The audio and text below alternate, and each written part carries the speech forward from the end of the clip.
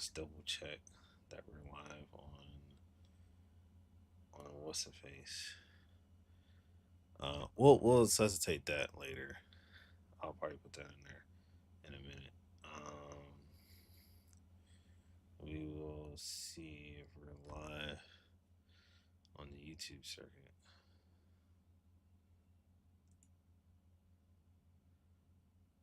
Yeah, we're live. We live. We live. We live.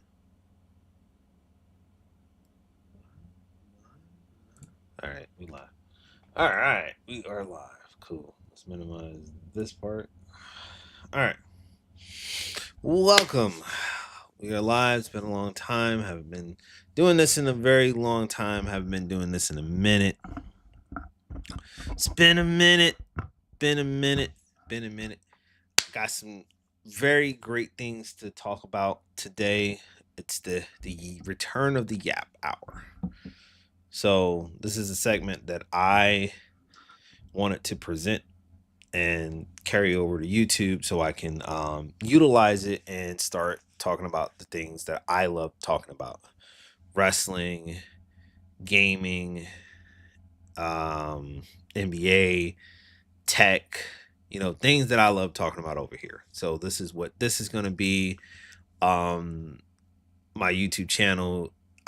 We're going to put that out later, but this is basically what the Yab Hour is going to be. It's going to be consisting of all of that in the mix and music as well.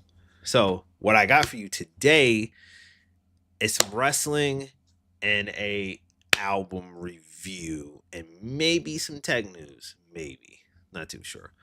But we are going to start with wrestling. Yes. And we're going to start with a absolute banger of a show, All in Texas. So let's start there. Voila. All right. I hate the fact that this thing is there, but whatever. All in Texas. All in Texas. Let's get the elephant out of the room. All in Texas started at 1 p.m. The pre-show all the way up until like 9 o'clock. Literally 9 o'clock. So it started at 1 p.m. As you could see, the 0 hour. So the show started at 1 p.m. 1 p.m. if you're living on the East Coast time, 10 a.m. if you're living on a Pacific time. The in-betweeners is like an hour off, 2 hours off. So basically, if you live in Denver, it's gonna be 11 a.m. If you lived in Houston, it's gonna be, I want to say 11 a.m. as well. I think if you lived in Houston or if you lived in somewhere else, I don't know. I think Houston is still considered a certain time zone. I'm not too sure. Um, but if you live like I give it the best example. If you live in like New Orleans or something like that, it started at 12 for you guys. So, but if you live like in Miami, Florida, New York, or anything on the East Coast in the Eastern time zone, um, basically it's gonna be like 1 o'clock. So this thing started at 1. For me personally, I'm not upset with it. Find that out later. Let's see settings. They show all. There we go. Yeah. So let me double check before I do something. My fault. My fault. My fault. Just wanted to double check and make sure we live. Let's go home. Let's go here. Let's go here. Let's go here. Yep. We are live. All right, we're good. All right. So yeah, back to what I was saying. Um, it started at 1 p.m. So from what the reports were saying, it was a very long show. A lot of people were expecting, a shorter show, but it was a very long show. I watched it. It was good.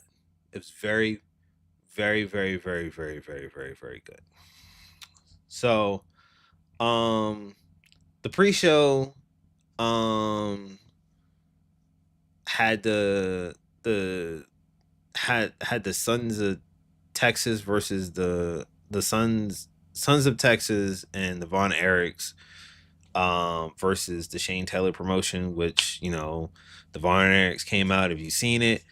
You know, um, Kevin Von Erich and his sons were out there, and everybody got to do the claw. So it was a great moment for them in Texas. Since they're from Texas. So yeah, it's a great moment from them. The conglomeration and Big Boom AJ defeat the Don Callis family, which was very decent. FTR versus the Outrunners. They defeat FTR defeated the Outrunners, which was also a great thing. So it was 3 matches on the pre-show, which was cool. It was good. And then we kicked off with the trios title match. Now, I'm gonna get into the winners of this match. There was a report that they were saying Samoa Joe was supposed to take off to do some promotion for his um for the Twisted Metal season 2, which begs the question on why they didn't lose the title. For those who don't know, the Ops won over the Death Riders. This is a great showing for Gabe Kidd, though. I'm not gonna lie to you. Him being at All In, and being in showing at that, this makes me feel like he's going to get signed at AEW pretty soon, and it's going to be awesome. I'm not going to lie to you. For the love of God, Tony Khan, give me a Gabe Kidd and Will Ospreay feud. I would love you if you give me that. I just want to hear these boys go off the rails, just talking mad shit to each other before they put on a classic match. Give me that for the love of God, because I know Gabe Kidd is a little bit rough around the edges, so he'll be a little bit more. He has to learn how to be more TV friendly with his promos. Will Ospreay is getting to that point, so at about time if they do it like 2 years out, Will Ospreay will probably be good at his TV promo cutting, and Gabe Kidd will probably be around there close to it. But I want the off the rail hinges of this, right? These two men, amazing, Gabe Kidd. But like I said, back to what I was saying. This match was phenomenal. It was okay. It was decent. It was fun. Great showing for Gabe Kidd, showing for coming in. Hopefully he signs to AEW and WWE doesn't come around and scoop him the fuck up, and hopefully he doesn't do that shit. I'm hoping. Then we had the men's casino gauntlet match. Now this match was pretty fun, but the funny shit about it was it felt like it wasn't going. I don't want to say it felt like it wasn't going to end. It just felt like who was next. So it got to a point. I think who was the last one before Beast Mortals and Max Caster came out.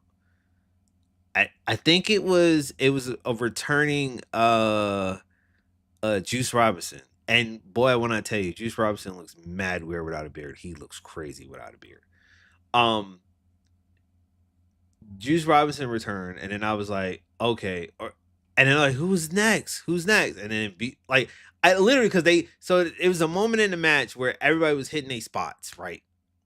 Everybody was doing their finishers on each other, and it was hitting their spots. So I'm like, okay, that's it. It's over. That was it. Like nobody's coming after that. Then Beast Mortal show up, and I'm like, what? There's more? I was like, okay. And then he had his little moment. And then Max Caster showed up. He was the last one. And I was like, oh, great. But in the result of that match, the winner was MJF. He won the whole thing. So he got a guaranteed contract to face the winner of the All In Men's AEW World Champion, which we'll get into in about. But he will face him. I don't know when they're going to do it. I feel like you should save it for like either All Out or the next, probably Russell Dream. They should save it for that, but we'll see. Oh, also I want to keep in mind, the showing in All In Texas was great. The showing in All In Texas was great. It looked like WrestleMania out there, like literally. That the way how they had that set up, the stage, everything that looks like it looked like WrestleMania. Like Tony Khan put on a WrestleMania feel for All In, and I don't know if All In 2026 is going to be in the States, but I'm hoping it does. But if it doesn't and it goes back to the UK, that's fine. But I, I feel like Tony Khan from the what it looks like, I feel like Tony Khan should have a bigger confidence in trying to put it in the stadiums. Just for that. Just that. And basically it it basically set a record. Like he set a record for the longest pay-per-view for wrestling, but motherfuckers was entertained the whole entire time. Like you couldn't tell me that you didn't walk out of there if you bought a ticket and you watched that show at there you wasn't entertained. You can't tell me that you if you bought the pay-per-view for $50, you wasn't entertained throughout the whole show. Like you can't tell me that it wasn't entertaining. Everything about that show to me personally was entertaining. You know what I'm saying? I saw people who don't watch AEW watched AEW. I was like, oh yeah, they did a good job. So I'm hoping next year at All In they put it on. They they do it in the States again. They make it big like WrestleMania and stuff because All In is their WrestleMania. So I hope they do it big again like they did this year. This year was great. It looked great. It looked amazing. Um, the way how they budget themselves when they go on the road and wrestle in like theaters for like Dynamite and Collision. This is where the payoff. So I feel like what they should do is, and I feel like I think that might be the best thing I want to see. I feel like continue that trend, wrestle into these small venues, theaters, and stuff like that. Something that can hold at least like maybe maybe a thousand people or so and everything, and then a thousand, maybe two, three, four, a good amount of people. That way, when it comes to pay per view time and people, it looks like a pay per view. Like the shows look like a pay per view, the stage look like a pay per view, so it looks big. Especially when you build up the cards, it looks big. So that's gonna be great. The next match, um, is for the TNT Championship. So anybody who watched the show knows what happened. For people who didn't watch the show, the former TNT champion, Adam Cole, he he had it. They haven't really stated what was his injury, but he came out. He did a speech. He was basically like he wanted to contemplate to retire because he can't compete. He caught an injury, which was kind of confusing because on Collision he was like looked like he was going ready to go, and then right before the show started, they said that he couldn't compete. So I guess he got a concussion. So, and I think that's probably what caused it. Um, so he had to relinquish the title. He came out, he did a speech and gave a very emotional speech. Um, so we'll see what happens. Hopefully he can come back. Hopefully he can do it. If not, then uh, I, I still want to see him a part of AEW because he's still a great thing about AEW. He can do something in AEW if he can't wrestle. So, but I get it. You're a wrestler and this is just your passion, your dream, and it's getting taken away due to injuries. So, maybe like, I feel like he should just have some time away, and that's probably gonna be a thing. So they switched it into this because the match was supposed to be between Adam Cole and Kyle Fletcher. They switched it and they put two former TNT champions in there and two people that been chasing the TNT champion. So Daniel Garcia was a former TNT championship, and Sammy Guevara is a former, I think, 3-time or 2-time TNT championship. And then Dustin's been the person who's been chasing after it for a very long time. He hasn't never won it. And then Kyle Fletcher was the person who was supposed to be the contender for it. So they turned it into a fatal 4-way. It was a decent fatal 4-way. A shocking win, which was Dustin winning the TNT championship, that was very shocking to me because I thought they were going to give it to Kyle Fletcher. It's like, why not? He reeks all the benefits, but I noticed something when he won. Sammy Guevara was like really like he was really upset and all that. Then that could spoil the seeds of a heel turn. Maybe I don't know. In WWE booking would have been a heel turn, but more than likely it might not be nothing. It might be something. But kudos to Dustin Rhodes. Dustin Rhodes finally got the TNT Championship, something that was presented by his brother Cody when Cody was still there. So he's the second Rose to win that title. Um, Dustin truly deserves it. Um, so and he won it in his home backyard. So that's really dope, really dope, really dope. It's a good match. Now this match was phenomenal. The Young Bucks versus Swerve and Will Ospreay. Phenomenal match. That sequence between the Young Bucks and Swerve and Will Ospreay, that sequence was amazing. Will Ferguson was like, the commentators was like, "What are we watching?" I was like, "Yo, it was phenomenal. It was phenomenal. That whole match was great. It was great."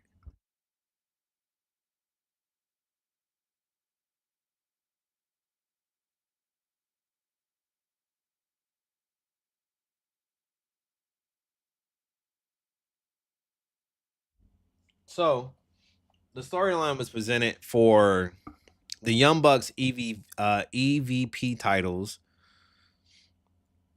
over Swerve and Will Ospreay not competing for the World Championship in a year. So all of that was presented for that. So that's what it was for. It was for the EVP titles versus Swerve and Strickland's ability to challenge for the World Heavyweight Championship for the year. So if they lose their EVP titles, either they lose their EVP titles or they won't be able to contend for the world title in a year.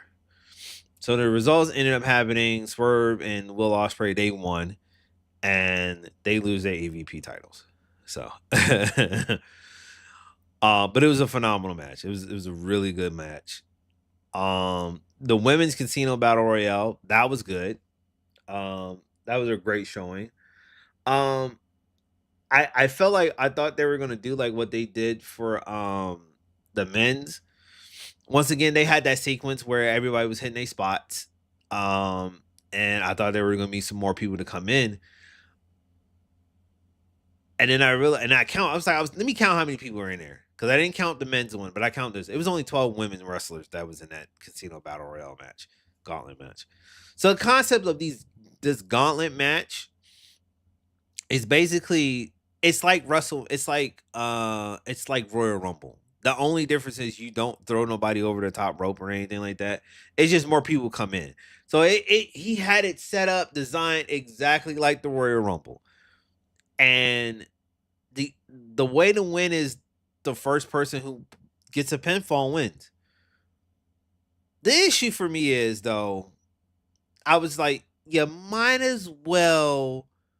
um you might as well bite off Royal Rumble and just throw everybody over. Like literally, you just might as well do the Royal Rumble. Also, something was irritating about me about this match. So there's four wrestlers that were there's three wrestlers. I don't want no. There's four, I think. Four or three. I don't know. I think it was four, a multiple of four or five. I know Harley Cameron returned. She had a mask on her face, so she wasn't going to be able to compete. But Sky Blue, Anna Jay, Penelope Ford. I'm very disappointed in Tony Khan booking that because I'm like, why were they not in the match? They were there doing pretty much anything that they wanted to do and not be in the match.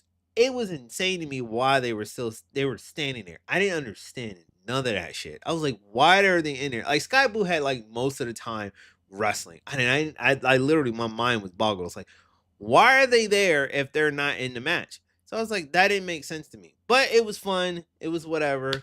I had fun. I think the winner of this one went to Athena. Athena won, so she will be challenging the women's world championship. And then the triple threat match, triple threat tag team match, excuse me. Jet Speed, the Patriarchy, and the Hurt Syndicate. This was a really good, fun match. It was cool. This was fun. I really thought Jet Speed was gonna win, and I was hoping them boys get the tag team titles, but I don't know. The Patriarchy was thrown in for a shoe-in due to the fact that they were trying to do the FTR because FTR was going to sit at ringside and watch. So it's like literally I knew what that setup was going to be about, so that was going to be a setup. But yeah, Hurt Syndicate retained their titles. Fun little spots, but there were certain spots that really, set up the return. So after the match, Nick Wayne turned on Christian Cage and FTR was about to beat him and give him a concerto shot. And then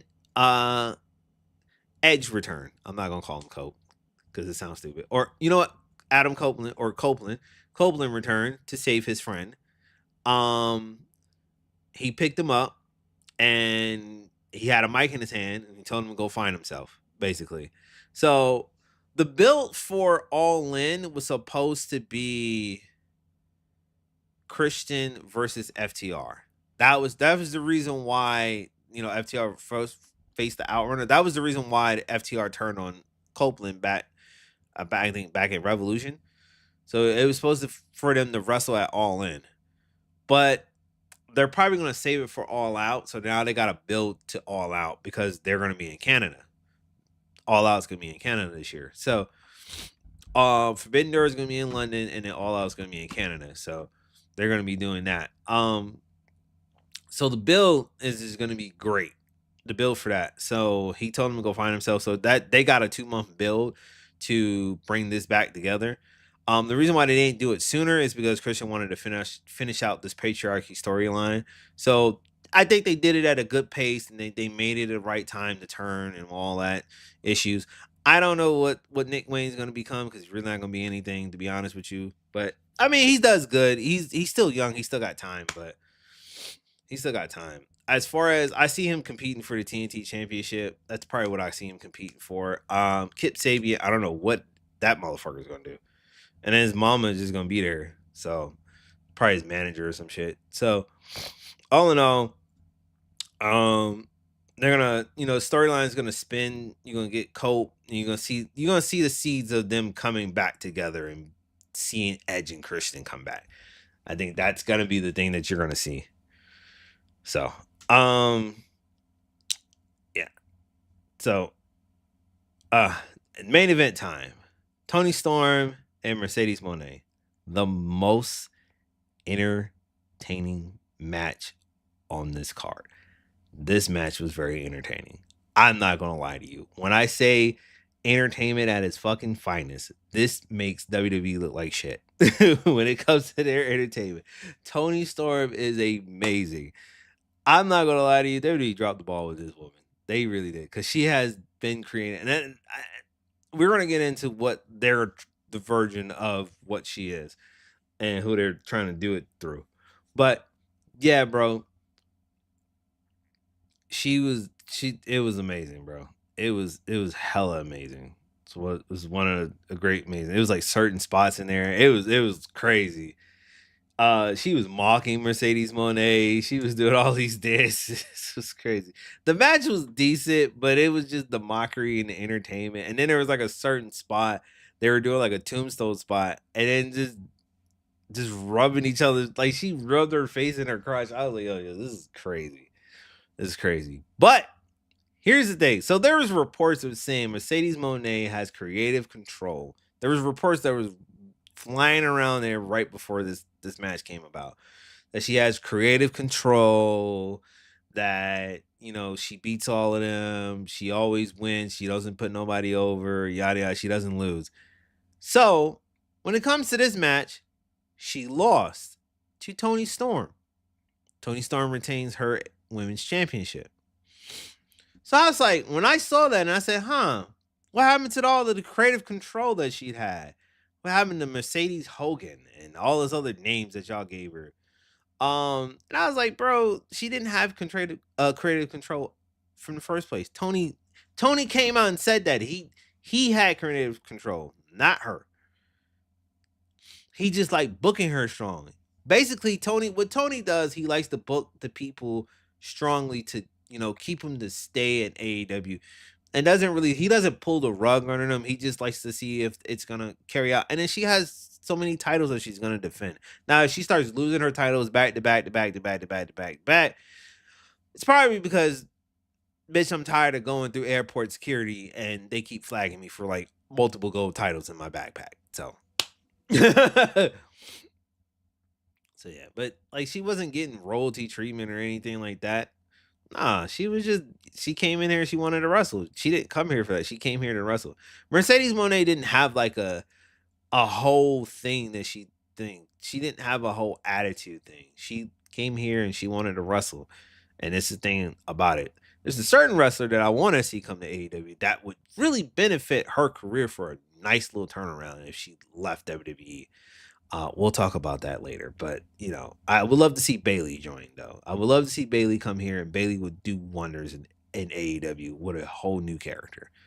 She would be a whole new character, whole new person, whole new personified everything. Because the shit that she got going on in WWE ain't really good. I'm just gonna be honest. Her wrestling is great, but it's not good. Then the second main event of the night, Okada versus Omega. I think was it 3 or 4? I think it's 4. I don't know. And this was for the unified AEW championship. So they're getting rid of the Continental Championship and then they're getting rid of the International Championship. I felt like they should have just got rid of the Continental Championship and the TNT Championship and just kept the International Championship, since that has a more prestigeness due to the built behind Orange Cassidy defending that title so much. No, Orange Cassidy put that title on the map. The International Championship, he put that title on the map. He defended it on all comers, all fronts, and on that. The first inaugurating champion will be Pac, but the person who defended it and made it what it was Orange Cassidy. He literally he made that title feel like something. So they decided to unite the titles, so they're gonna make a second championship. Basically making it like a second world heavyweight championship. So it's gonna be like one of those titles, I guess. So it can be. I think what I'm thinking about and what I'm thinking is they're probably gonna. What I'm hoping is they're probably gonna split it and start having like a brand show like Dynamite and Collision. But then it's like, I mean that could happen and that could be a good thing. And then it's like, okay, so you got Dynamite, you got Collision, and then you got Ring of Honor. Ring of Honor can be their development. That could be a great thing, to be honest with you. That could be an amazing thing. That could be super amazing if they do that. I always say AEW needs to take the WWE route when it comes to splitting, because they got too much talent that they don't fucking use. And you can't just wait for somebody to fucking collapse and not wrestle. And then here comes a new challenger. It's like, I don't like, utilize everybody. If you can, utilize everybody. That's why a brand split would be a big deal and it would help.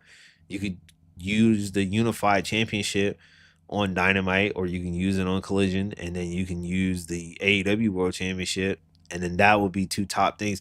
Literally, the thing was what they were trying to do when CM Punk was there. They were going to do the WWE thing anyway with the CM Punk situation. So, but yeah, this match was cool. It was decent. They had good spots, but after like the highlights that I saw between those two men, it didn't really give me that. Kenny Omega kept selling his injury that he had sustained I can't pronounce it, but it's the diverticulitis thing that he got. So he kept selling that most of the damn time. So that was the thing that he kept selling. But he did amazing. He did amazing. And it were good spots. He kicked out the Rainmaker several times. Um, I wanted to see if he was gonna kick out the what's the name? I wanted to see it, but he kept countering it and all that. So this was a decent match. It was a great match. The main event, boy, boy, can I say blood? Can I say blood? Blood was just blood. It was bloody, fucking bloody. Fuck, this was amazing. When I say amazing, they came out the gate. So this was great. Oh, also he came back to his old entrance. That's number one. He came back to his old entrance, which was a big deal. That was great. I feel like him being a Virginia boy, I feel like he should. I feel like he belongs in Texas. I feel like that because it's like a Texan boy. Anyway, that's just me. Um, he came out. They came out of the gate, and then this motherfucker here had a fork in his hand. So they was like, "Who's gonna pull out the fork?" He pulled out the fork, got this nigga in a fucking triangle hole, and started wailing on this nigga with. He started stabbing this dude with the fork. I was like, "Yo." And he started gushing. And then he got hit with something with the barbed wire. He started gushing. His actually what however like he had like his wounds, he had like a nice little like bump on his head. I'm not gonna lie to you, he really stabbed him with the fork because he had a nice little bump on his head in the middle of the match later on. He was just a crimson mass. So, however, he cut himself real deep. For those you don't know, most wrestlers when if they don't really actually bleed, they cut themselves. So it's all wrestlers do. He couldn't really cut himself, so because he doesn't have tape wrists on his arm, so he really got actually stabbed in the head with the fork. He cut himself because they hide it underneath their wrist. Fun fact for people, it's still entertaining. I'm giving you secrets of the business, so you know motherfuckers can shut up. Um, but it was still a match. Man, tables, bar wire tables, uh, just everything, and then all that's lost when it was all at loss. Brian Danielson returned when the Death Rider started attacking him. Brian Danielson returned. Then Darby Allen returned. He came back. Then the Young Bucks they came in. And then right when it was all over again, Swerve came out. No, Will Ospreay came. He got hit, and then when Young Bucks came in and attacked, and when it was all over, the Young Bucks came out. Not Young Bucks. Swerve came out. Swerve came out with the chain, knocked them dudes out, and he gave the chain to John Moxley. I mean, not John Moxley. To Adam Page, Hangman. He gave it to Hangman. Hangman wrapped that shit around this dude. Wrapped around Mox, and it was over. He tapped out. It was over. It was over. He won the title, and he was trying to unlock the briefcase and everything. This was A+, bro. This match was great. It was a lot of run-ins. It was like it was like how WWE put on shenanigan shit in they matches. This had shenanigan shit, but it was good. It was like up to the highest peak of shenanigans, but it was great shenanigans. I'm not gonna lie, when WWE does shenanigans right, they do it right. Sometimes they overdo shenanigans too much, and that's when it becomes a problem for me. But this was shenanigans at its finest. It was great. It was great shenanigans. Whole bunch of bullshit, but it was great bullshit, and I loved it. And Hangman Adam Page won, beat John Moxley. They got the title. The title was still the title that Daniel Bryanson had when he lost it to John at that time. So it was great. So like I said, the match was just amazing. All of the match this whole night was just amazing. And I pointed out. Let me see if I can find this tweet. Let's see if I can find this tweet. Let me go here. And I said this on my Twitter on the 12th that night. I say it all the time. Every pay-per-view, money well spent. My money is well effing spent every night when I watch a AEW pay-per-view. More people need to start watching AEW pay-per-views. My money is very well spent every time. $50 don't hurt nobody. Trying to tell you, you will not be disappointed watching an AEW pay-per-view. I haven't watched the AEW pay-per-view and said I want my money back. Not one. But there's some people that might be different. But I say if I'm recommending you to watch an AEW pay-per-view, I hope everybody watch this pay-per-view. Because this was a banger. It might have been long, but this was a good long pay-per-view. It was really good. It was good. And it was a banger. I hear people kept saying it was long, but I was like, look, listen, was you not entertained? Did you not enjoy it? It was a banger. So, it is what it is. I love All In. All In was awesome. Now, on to the unnecessary show that came out that really wasn't needed or warranted for a man's career to end in a way that it should have never ended in that way. Ladies and gentlemen, let's talk about this Saturday night main event bullshit. So let's start off with the match that started it all. Randy Orton versus Drew McIntyre. Now, for people who watched SmackDown that following Friday before Saturday night main event, there was a segment that had who was in that segment? Jelly Roll. No disrespect to Jelly Roll. He's a dope artist. Awesome. But I didn't want to see him since the show. Let me give a backstory. People have been clamoring for SmackDown to go back to 2 hours. They finally went back to 2 hours off on the 4th, and then last Friday it was 2 hours again. So they finally went back to 2 hours because the past couple of months, 3 hours of fuckery has been occurring in SmackDown, and people don't really watch it. It's like they start off strong and then they end sometimes strong, or they end it on some bullshit note. In the middle of the show be ass. Just straight ass. So with AEW, with WWE, this past Friday Night SmackDown, I can't even remember how that shit started off, but I just remember that segment.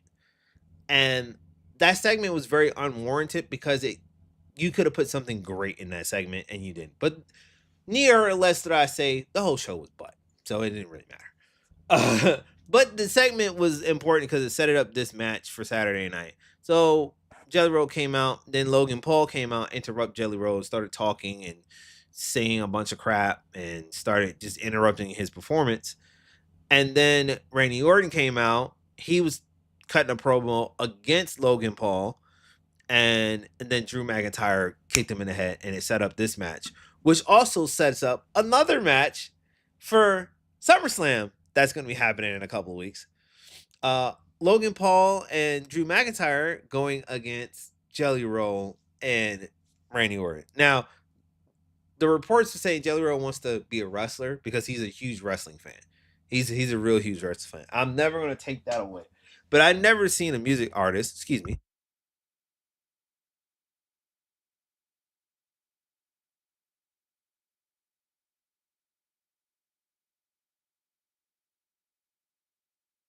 I never seen an artist that wanted to do wrestling in the shape that he's in. He's out of shape. No offense. Jelly Roll is a dope artist, dope human being, but bro, I seen what you look like when you was walking down that ramp. You look out of shape. But he loves wrestling. So I was like, hey, kudos to him. He wants to do wrestling. That's cool. I know plenty of musician artists that really loves wrestling, like Wale, Smoke DZA, was West Side Gun. Those guys, they love wrestling, but Smoke DZA and West Side Gun started their own promotion called Fourth Rope Promotion. So make sure y'all tune into that when y'all want to, watch some real dope wrestling, hip hop and wrestling all put together. Yeah, Fourth Rope. Um, and then Wale, he's a huge wrestling fan, but um, yeah, I was like, no. But then you know what? I could also see somebody else returning, which might be Pat McAfee. He might show up too. So we shall see. Um, then then we had a yeah, this didn't make no sense to me. We had this little brawl on Saturday Night main event between Naomi and Jay Cargo, and the special guest referee was going to be Bianca Belair for their nose holes bar match at Evolution on Sunday. Didn't really see that. Didn't really give a fuck about that. Solo Sikoa defeated Jimmy Uso for the US title. Didn't care about that. And then there was a lot of run-ins. Now, LA Knight defeated Seth Rollins. So, Seth Rollins wrestles. He does a back spring flip and he landed on his knee. So I think what it was, and I think what they were saying, they don't know what it is. A lot of the speculation. I'm gonna give you my take on what it is. He probably tore 3 things. He either tore one out of the 3 or he tore all 3. So he either tore his MCL or his ACL or his meniscus. He either tore one of those 3 or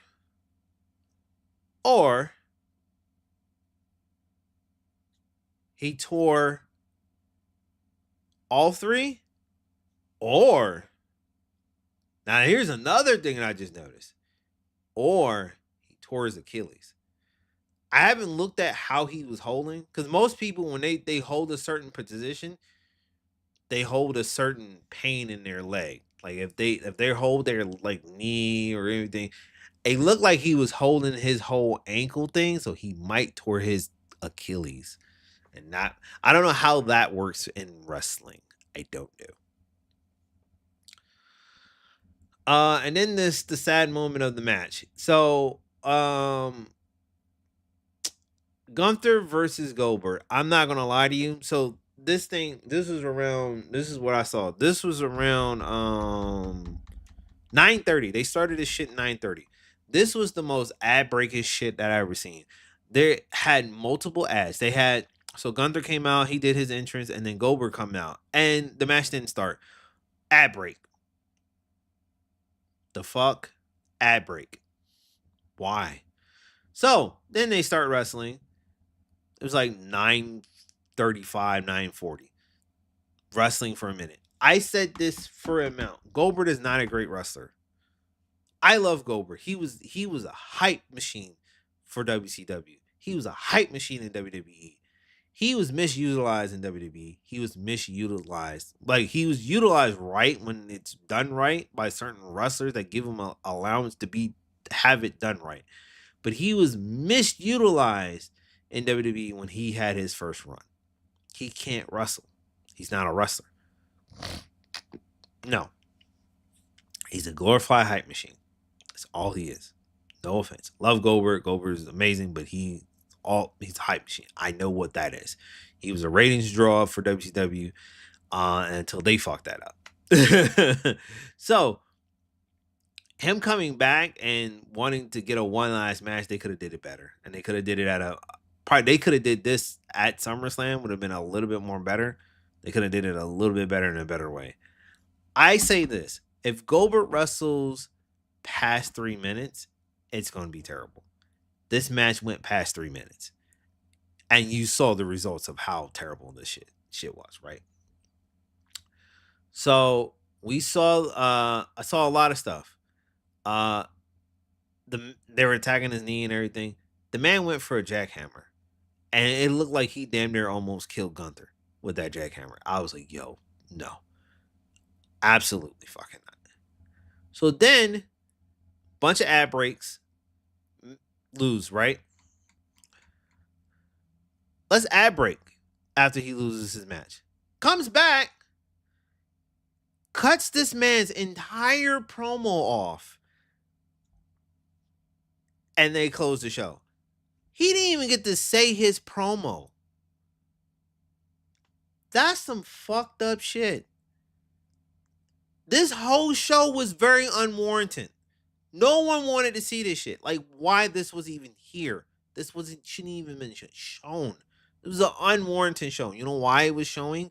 Because WWE decided to say, "Hey, let's counter program and counteract AEW. We have a better show. Fans are gonna want to see our show." You know what the fuck happened on social media for anybody who watched WWE? Not people who want to support both. I don't care about you. I care about the people who hate AEW and chose WWE. You know what people were in the chat? They were doing all in Texas. I was loving every minute of that shit. They had the gift joint all in Texas. Like, we're rewatching tonight. Saturday main event, NXT, all in Texas, baby. That's what we watching. All in. And it was amazing on social media. That was one of the best moments of my life when I was watching that shit on social media. Just looking at social media roll. AEW was number one until this garbage came on. And then this took over like later on. But AEW was number one. It was number fucking one throughout the whole night. It beat NXT. NXT wasn't beating that shit. And I heard NXT didn't do really nothing, a good show. That's why I'm not covering it because I didn't really care for it. I heard that they had a good match between Ricky Starks and you know and Ethan Page. But we're talking about AEW wrestlers that worked in AEW, so they know how to put on a great show. Everything else didn't really factor in anything. So, excuse me, people.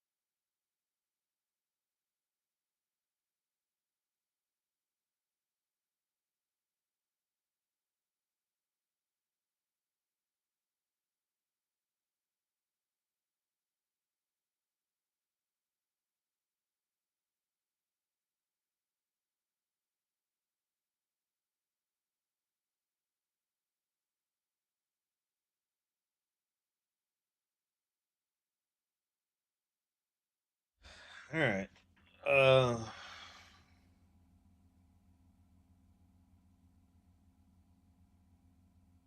hold on, chat. Uh, Money issues.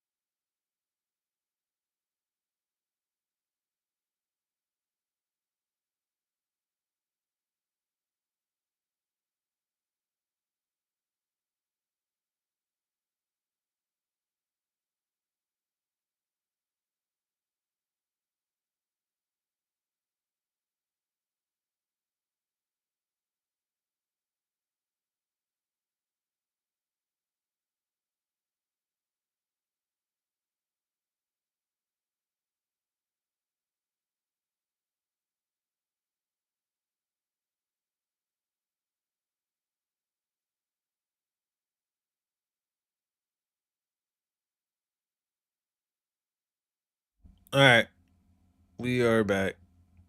Uh, Business, man, business. Just certain things, man. Certain things. You just hold on. Before I do that, let me undo the face cam and stuff, and then we can do that.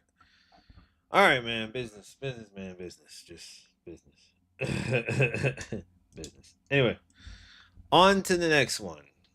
Um, Evolution. So this pay per view came on Sunday. Now, the first match of the card, I didn't really, I wasn't really into the pay per view, and um, good job on WWE for not giving any women a nicely good build for this pay per view. So what led to this pay per view being actually better than Saturday Night's main event was the wrestling. Um, Women's Intercontinental match started off looking real good. That triple threat was good. Which once again Becky Lynch won and retained her title. Um, JC Jane kept her title against Jordan Grace due to Blake Monroe um, attacking JC Jane and not JC Jane, turning her back on Jordan Grace. Um, let's pause them for a moment. Let's talk about Blake Monroe. Remember how I said WWE was trying to find their own Tony Storm? Well, that's the character that they're planning on using. Because if you watch Blake Monroe, for those people who don't know, her name was Mariah May in AEW. If you've seen Blake Monroe in WWE, um, and if you see all her gimmicks that she does in NXT, it gives Tony Storm like, right? In AEW, she didn't really have none of that. So she was like a sidekick to her. But she didn't really have none of that. So when she won the AEW Women's Champion and feuded with Mariah May, it became one of those great things. I don't know how, because she was more better in AEW with the feud with Mariah May. I mean, with Tony Storm than she was than whatever she's doing in NXT. That's just me personally. But hey, I'm not gonna shit on her for her being in WWE. She wanted to be in WWE. She signed with them, so hopefully, they do it. Her. I just know the edge of her character is not gonna go as far as as it went, and the potential of the edginess that we could have got in AEW and what we saw in AEW. That's all I'm gonna say. So yeah, this match happened. Then this tag match, I didn't really pay attention to it, but like I said, it looked like it was an actually good match and people loved it. It was absolutely a banger and everything. Um, this match came on. This was which was very shocking because this match should have been second to last. Um, this match was actually pretty good. Once again, Tiffany Stratton won and retained her title against Trish Stratus. This should have been WrestleMania instead of what we got at WrestleMania between Tiffany Stratton and Charlotte Flair. Um, this should have been a WrestleMania match because everybody had said that Charlotte Flair sandbagged. So yeah, this match, I'm gonna give my take on this match. Um, I didn't watch it. I gave absolutely zero fucks about this match. Um, I didn't care for it. I care less about it. Um, I'm not gonna shit on the two wrestlers that are in that match, Jay Cargo and Naomi. Naomi is an incredible wrestler. She is. She's dope.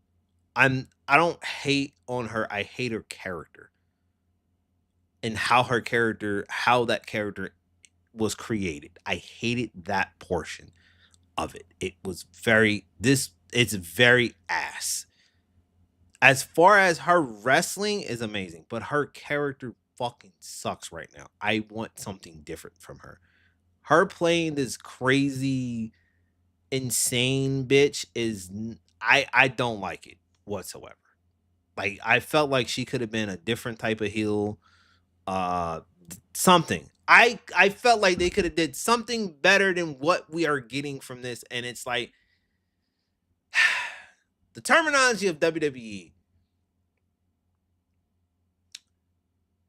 Can you turn chicken shit to chicken salad? That's literally what the fuck it is. This is with this character for me. It's like Naomi took chicken shit and turned it, and basically, to me, it's still chicken shit, but she's turning it into chicken salad to some other people. But I don't know. Feud with Jay Cargo I felt like I wish they just brushed away from that. And when Jay Cargo returned, would have just been something else. They just could have just did something entirely different. No, they went with that storyline, and then they went with Naomi, and I was just like, I was like, okay. I was just like, okay. So I literally this entire feud I give zero fucks for. I didn't care about the promo builds for this. Not I cared zero shit less about this build. I'm crediting the two women. Actually, all three women are in there, but this storyline sucks to me. I absolutely give zero fucks about it. This is ass, 100% to me. The storyline sucks. I'm sorry. I hope better for them. I want them to do better. I want WWE to give them a better storyline than what we get now. Something that separates this. This storyline just ass to me. So yeah, the women's battle royal came. Then the women's battle royal, which made no sense to me, that came right after this fucking match. And what's the name? Stephanie Valkyrie. Um, she won the battle royal. To get a world match in Clash of Paris. Clash in Paris. Okay, so it was a Clash of Champions in Paris. So she gets a world title match there. So I was like, oh, okay, cool. Yada yada yada. That's awesome. Um, yeah, it's nothing really to say about that match. Didn't really care too much. Um, they put on a show, but like I said, 75 Kerr won. Um, I just didn't really care. Not gonna tell you my thoughts about Stephanie Stephanie Kerr winning. I don't care to share it to people. I just don't care for it. Um, moving on. So yeah, the Rhea Ripley versus Io Sky for the Women's World Championship. Match started off good. It was really looking good. It was good. And then in the middle of the match, cash in happened. Naomi cashed in her money in the bank and she won the world title and she became women's world champion. Is that blood on her nose? Oh shit, it is. So she was bleeding. Nice. So she became world champion. Nice. So yeah, she won and she became world champion. Um, for what it was, the women did their best to put on a great show. I'll say that they did their best putting on a great show. Um, yeah, they did their best. This show was kind of a little bit more better than Saturday Night Main Event. Um, I felt like this would have been a little bit more better if it had a little bit more time with it, but you know, once again, when you have that turning chicken shit to chicken salad um scenario happening, that's becoming a thing. That's a thing in WWE. So it's just like, all right. And then on to Monday Night Raw that happened yesterday. Monday Night Raw, we started off with a segment with Naomi, which just I'm not gonna lie, I had to mute it because she sounds this segment sound real fucking stupid to me for forever reason. I don't like her character, bro. Her as a heel, just look how she looks, bro. I, she's doing whatever she's doing to work with it. I'm never gonna shout out Naomi's ability to take something. I just felt like WWE should have never gave her that option to do, but she took it. She took it, and it's just like, all right, I'm gonna make it work, whatever. But I don't like the character. I just don't. I felt like she could become a better heel character. It's like the shit that they gave to Becky Lynch, and she looked like this model Von Sway, ugly looking ass piece of shit thing. Like I just couldn't get to it. I couldn't get it.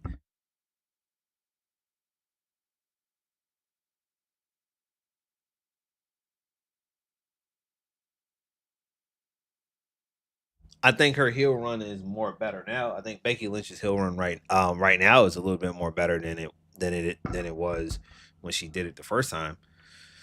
So yeah, but I just yeah no. Then we had a match with Raquel Rodriguez and the Kabuki Warriors, which was, what's the name? I thought they were gonna keep Asuka, Kairi Sane, and Io Sky. They might as well just bring back Damage Control. Just keep it with those three. That's they should have did. Then a 2 out of 3 falls with Valkyria, Lila, and Bailey, which was a good match. This was a good match, and Lila won. And she goes on to face the number one contender. She's the number one contender for the Women's Intercontinental Championship, and she faces Becky Lynch at SummerSlam. So this is one of the matches that is going to be at SummerSlam. Also, Karrion Cross cut a promo. I don't know. I don't know what they're doing with this dude because I don't know what this build is. I don't know what they're doing with it. I guess they're going to do this feud with Sami Zayn, which is cool, but it's like I don't know. I just don't. I don't know. We'll see. Um, I don't know if his contract is going to be up. I didn't. I think his contract was up, and I think they had reports on it, but I don't know at this point anymore. Nikki Bella was facing Chelsea Green. They had a backstage segment with when they interviewed Stephanie Valkyrie and Chelsea Green and her, Piper Niven and Abela Fire came and they were like interrupting her segment and all that stuff. So I feel like the Bella Twins might return to face Chelsea Green, or at least Nikki Bella versus Chelsea Green might happen. I don't know. Don't really care. So, or it might be it might be a triple threat. We'll see. What happen? We'll see how this story develops. They got pretty much 3 weeks until till SummerSlam, so we'll see what they're gonna end up doing. Gunther came out. He cut his segment and on what's the name, and then the gauntlet match started. So it started with Braun Breaker versus Penta. Braun Breaker defeated Penta. Then LA Knight came out. Braun Breaker defeated LA Knight. And then Jay Uso came out and he defeated Jay Uso. And then CM Punk came out and CM Punk won. So CM Punk is the number one contender for the World Heavyweight title against Gunther at SummerSlam.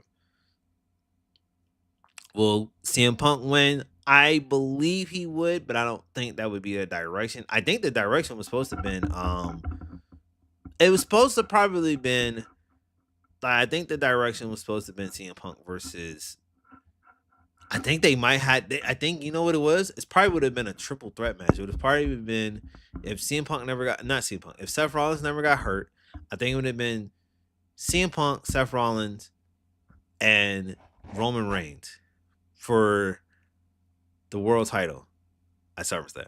That would have been fun. But we shall see. And then they all got beat on. Braun Breaker and who else? Bronson Reed attacked CM Punk. Jay Uso came on help. And then the returning Roman Reigns. Roman Reigns come. So I'm not gonna say there's a rumor. I'm just gonna point this out there as a setup that it'll be Roman Reigns and Jay Uso tagging against Braun Breaker and Bronson Reed at SummerSlam.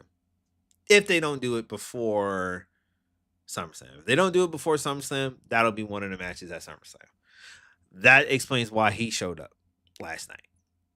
So there was a rumor that he was supposed to show up in Atlanta, but he didn't.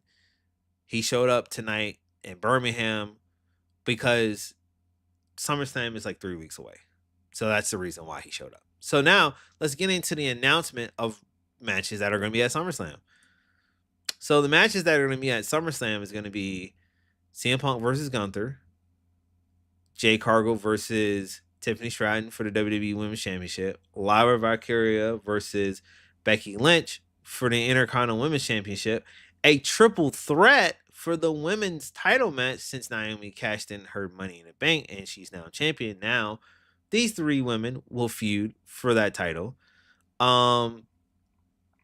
Also, What else is on that card that they announced that I saw? Uh, yes, Randy Orton and Jelly Roll versus Drew McIntyre and Logan Paul also is going to be at SummerSlam. And then a unofficial card that may and may not happen, but if it doesn't happen before then, it might happen at SummerSlam, um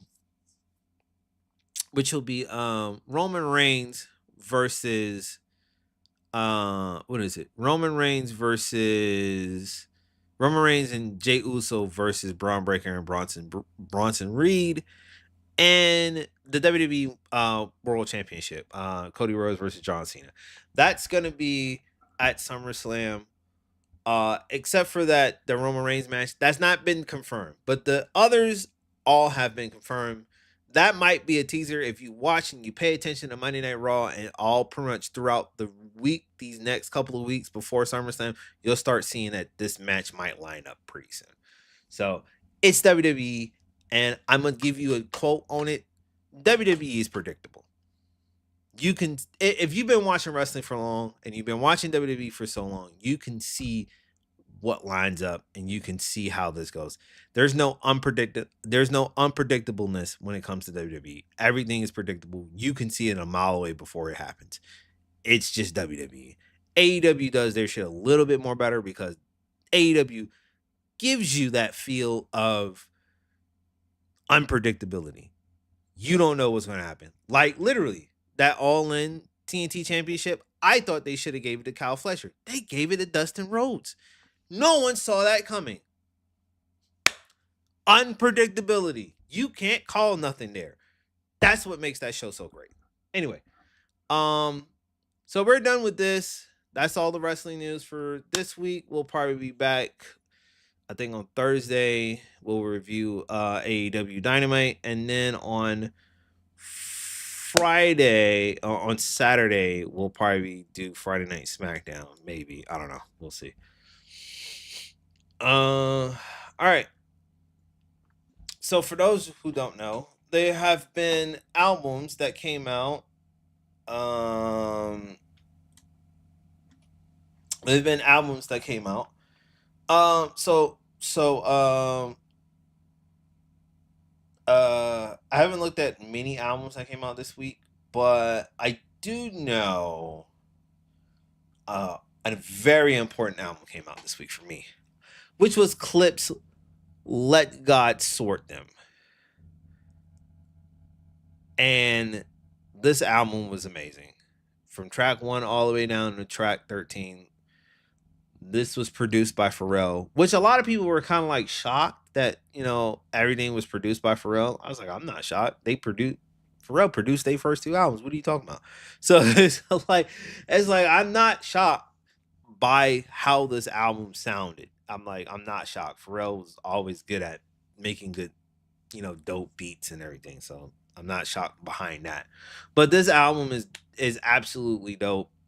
I loved it. I heard that Travis Scott dropped an album. He did a diss track. He has a track dissing Pusha T. And I was like, yeah, nah. Don't care about that album. And then I heard Jim Jones clap back at Pusha T on the Chains and Whips joint. He took the Chains and Whips song and he did a little verse. And I was kind of confused because I was like, where is this coming from? So on that song, Chains and Whips, that verse from Pusha T, I think that is aimed towards at Jim Jones. And if it is, it's due to because of the fact that Jim Jones said something about Pusha T on his podcast. But I don't think it was malice behind the stuff that he said on the podcast stuff. I don't think it was malice. Yeah, I don't think it was malice or anything like that. That thing was just kind of crazy. Um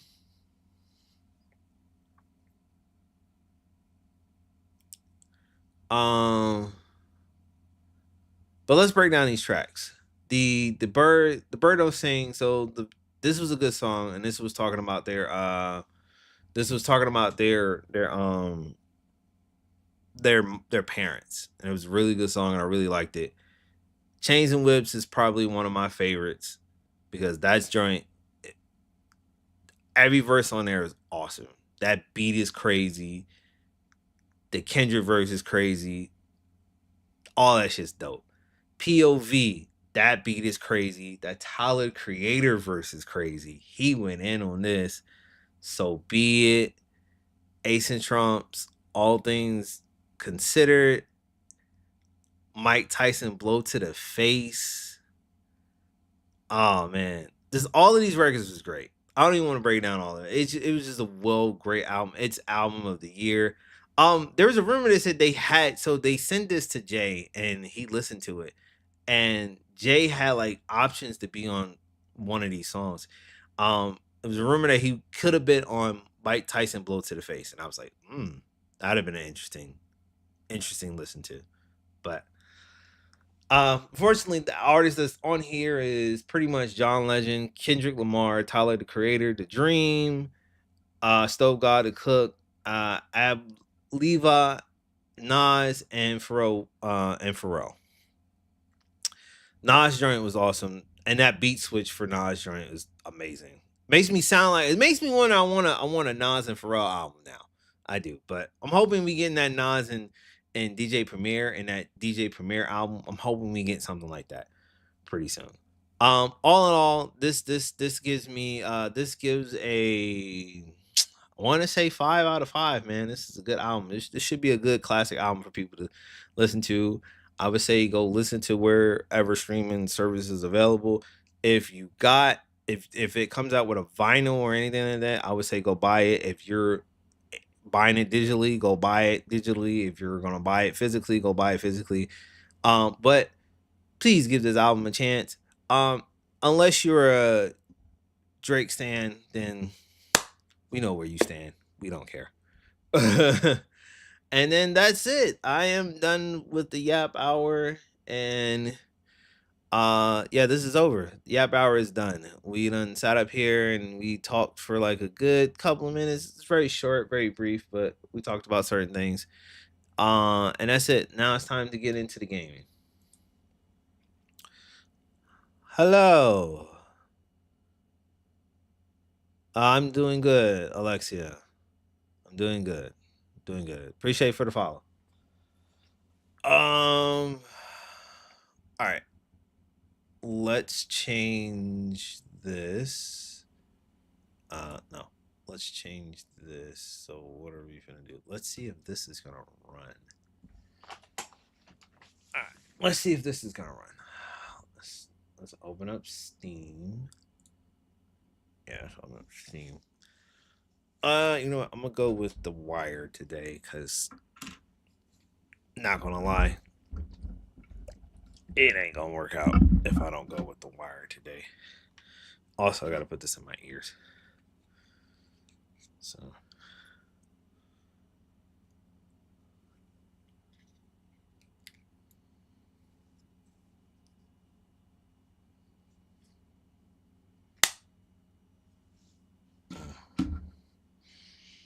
yeah, I gotta go with this today. So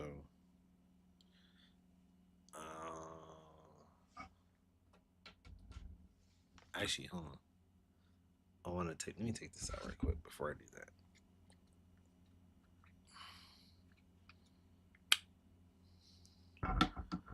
I get my phone.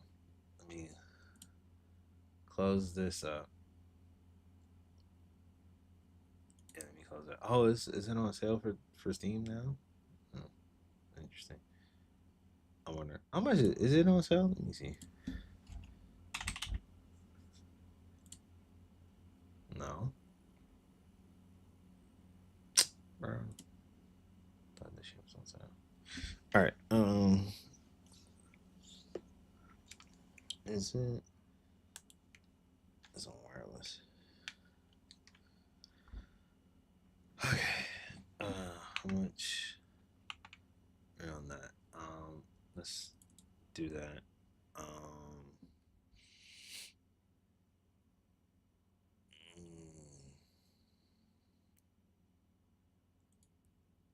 All right. Let's see how this goes.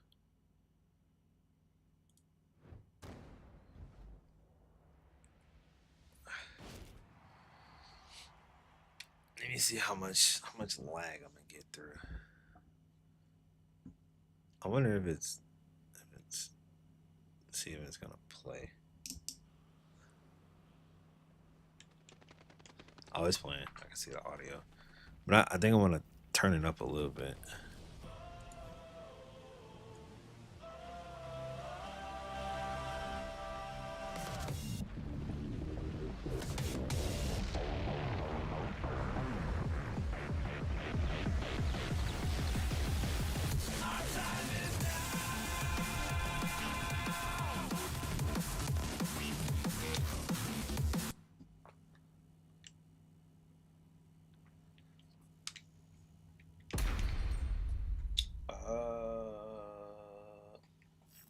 It's a minute.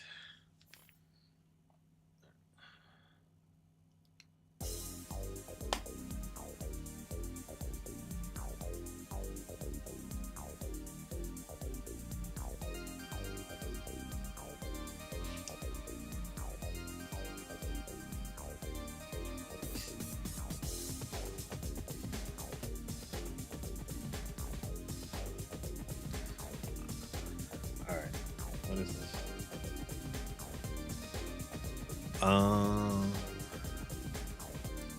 Let me go here.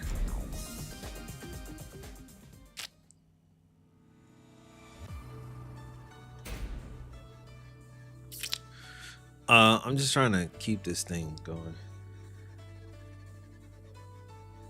So, is it hearable? I don't know.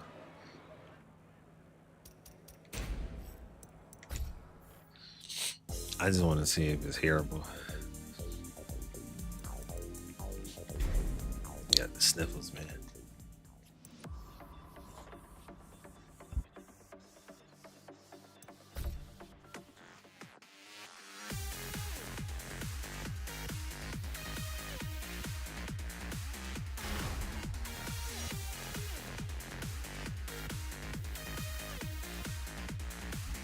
All right. Let's see where we at.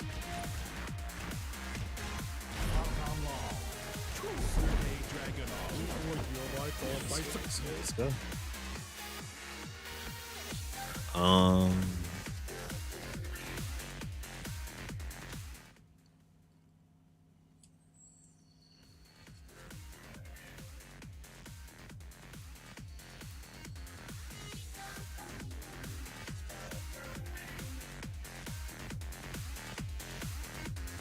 All right, I'm gonna leave it there. Let me see how that sounds.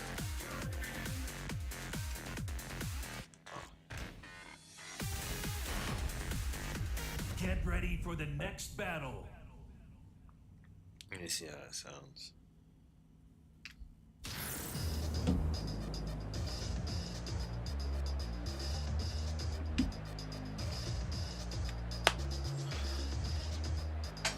Oh, we're supposed to play rank. That's what we're supposed to play. Yeah. Play quick play. I'll play. You know what? No.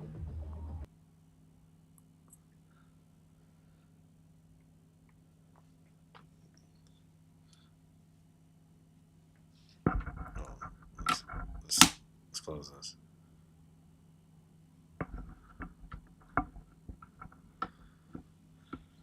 So it was like hearing out of one ear.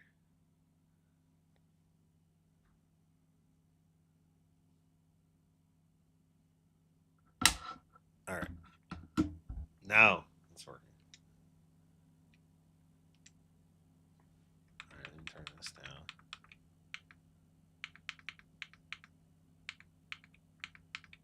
To 70. Same rate. Nah. Ooh, I don't want restrictions.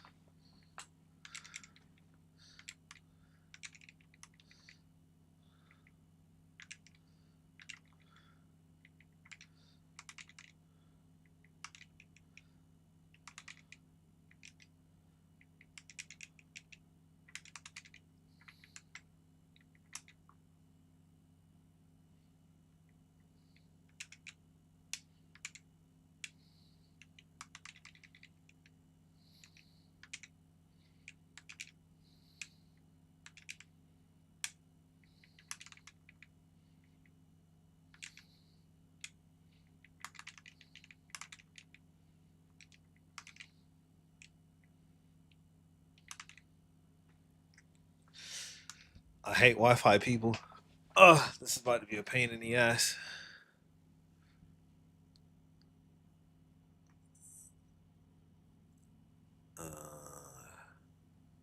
Is it-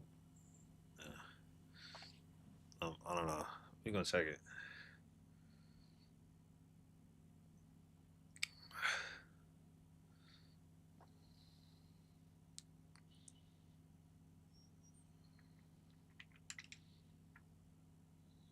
Uh,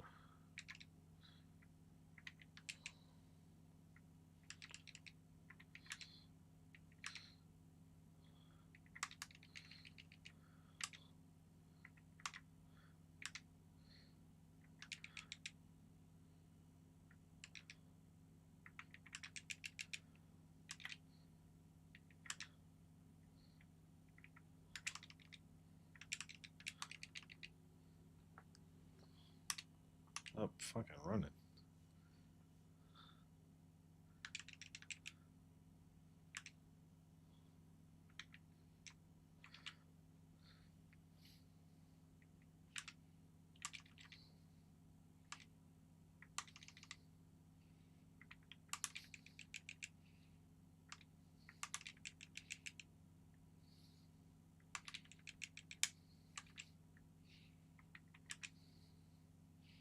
Wow.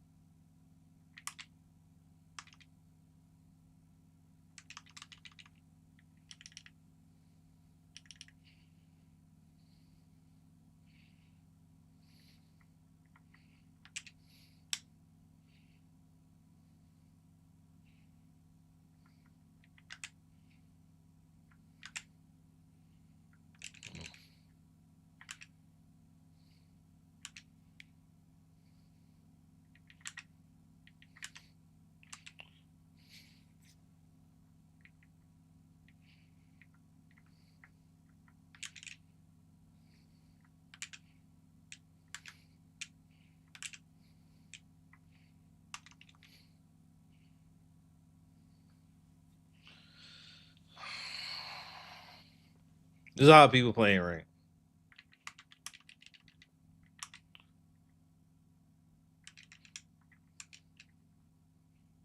Oh,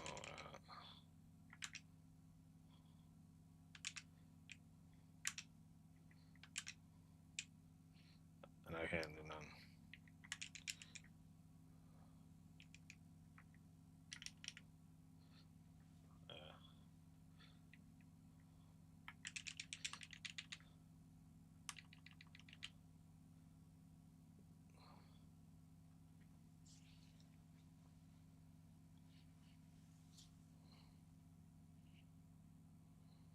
Yeah.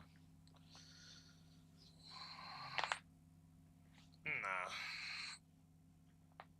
Mm-mm. The match was laggy.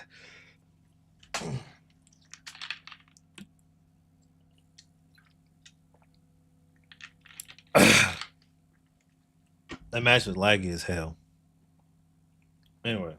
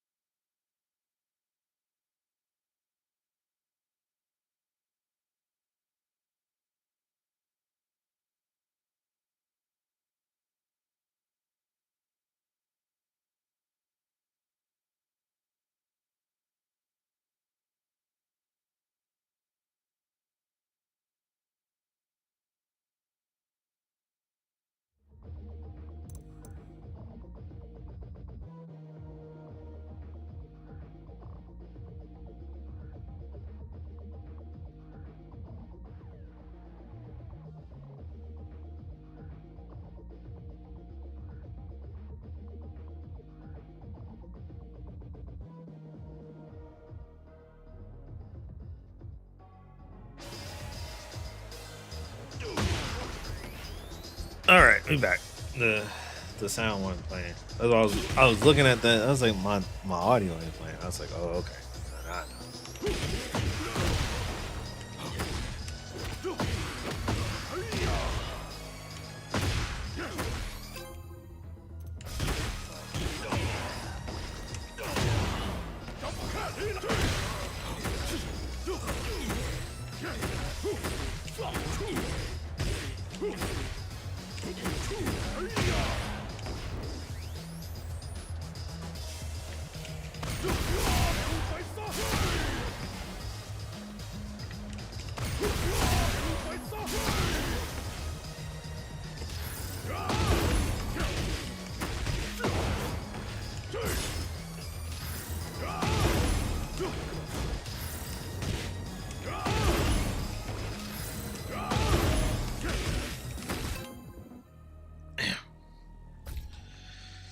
Oh,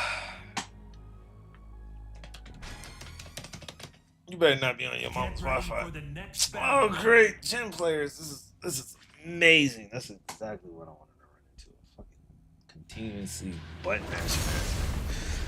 All right, let's go.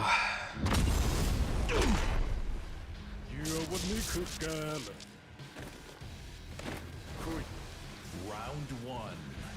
Fight.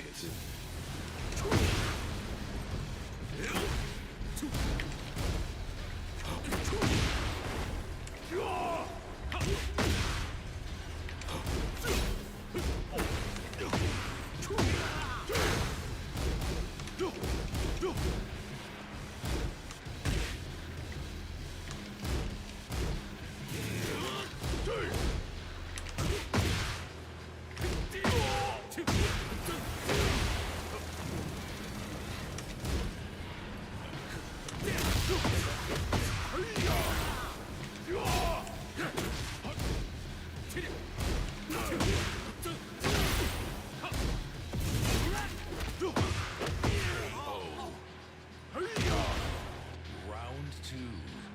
Fight.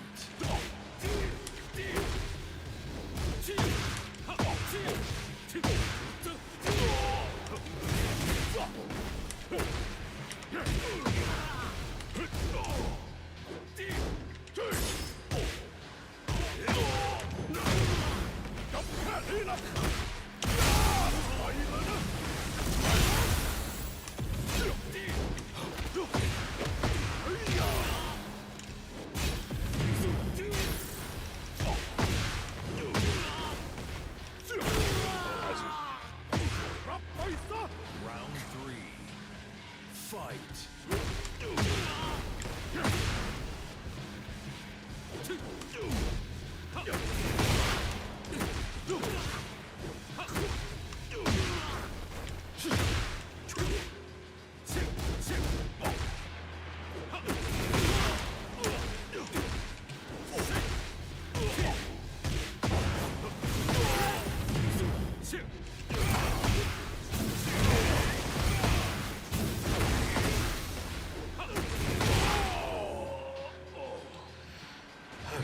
four. Fight.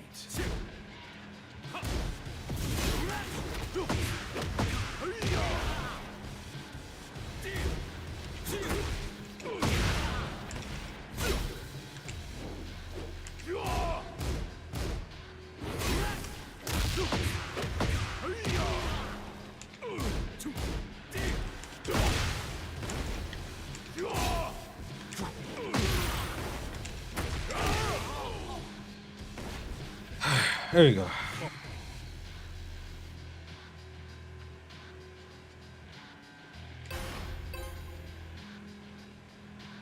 So TJ, right?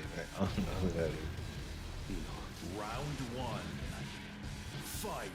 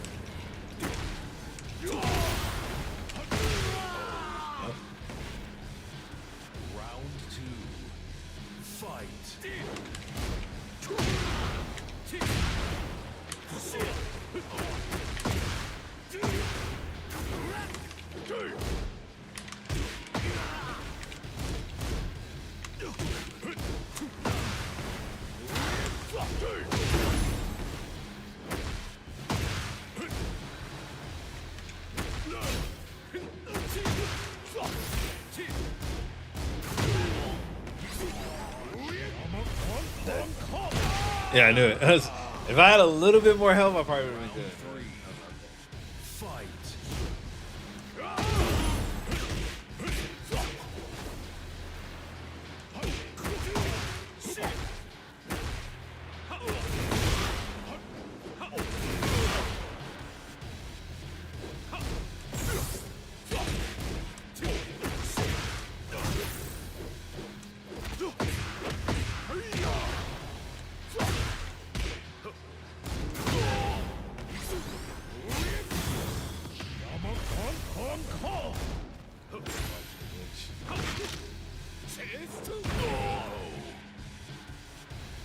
They're throwing a little bit. That's why.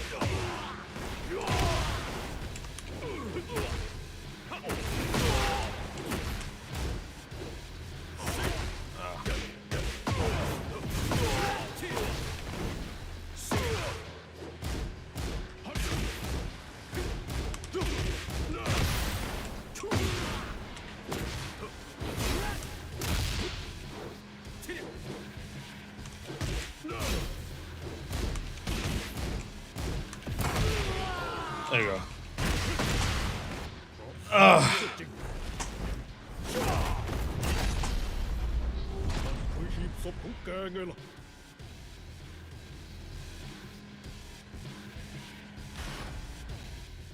Get ready for the next battle. That was tough. I ain't gonna lie, that was tough.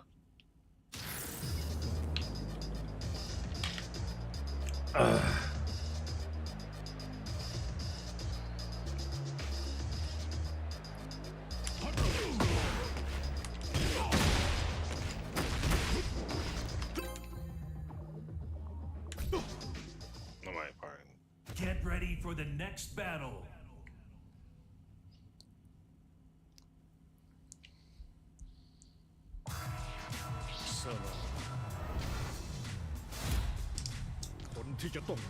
Round one. Fight.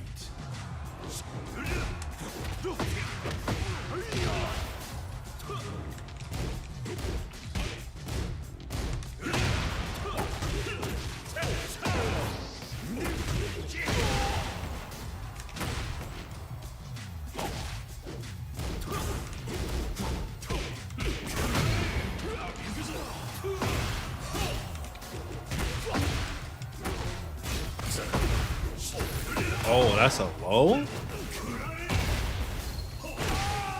Wow, I didn't know that. That's new.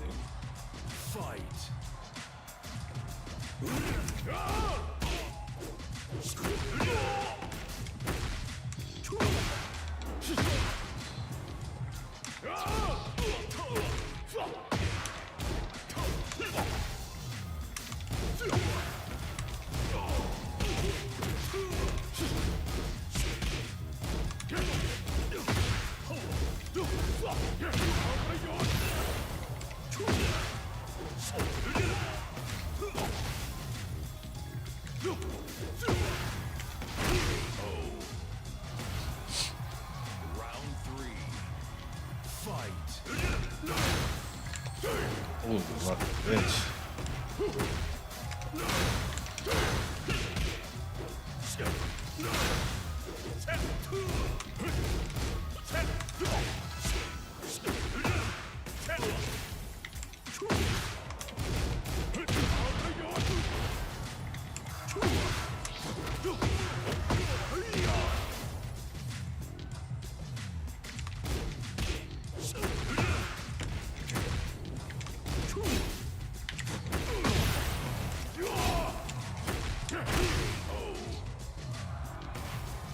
Round 4. Fight.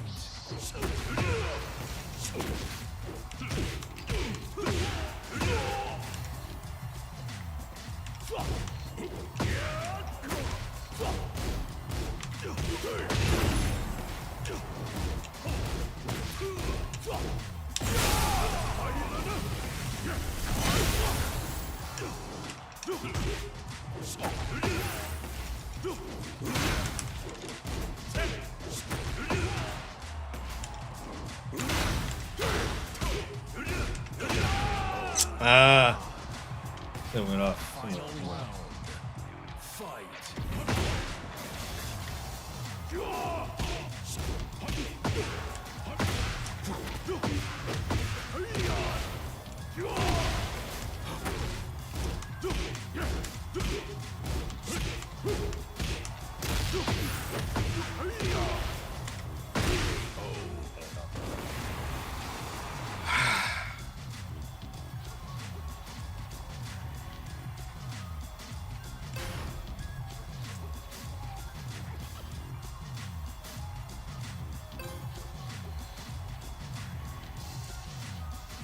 Sana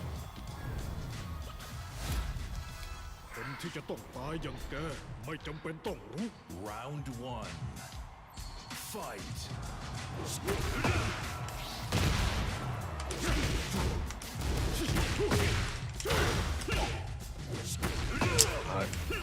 I'll be alone on that too.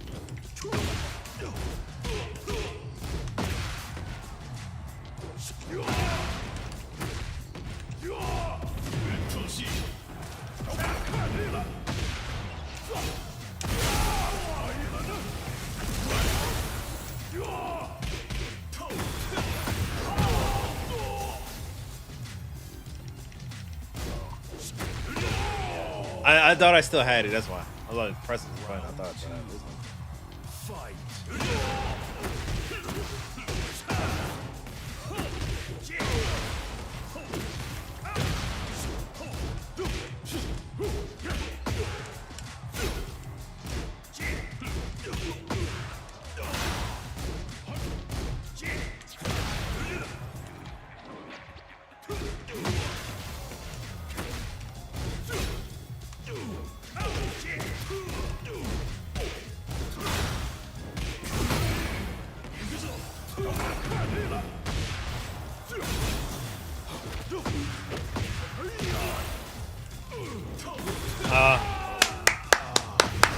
The movie want to come out. Round 3.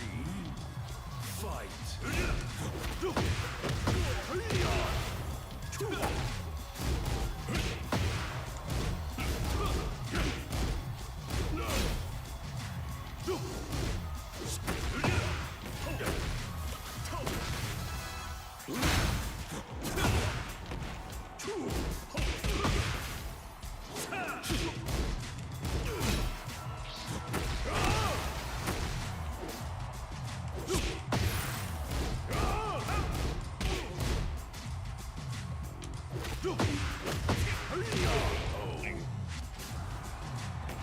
Round 4.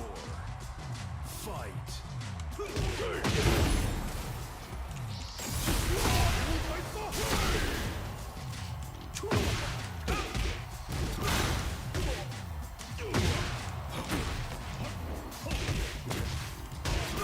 Oh.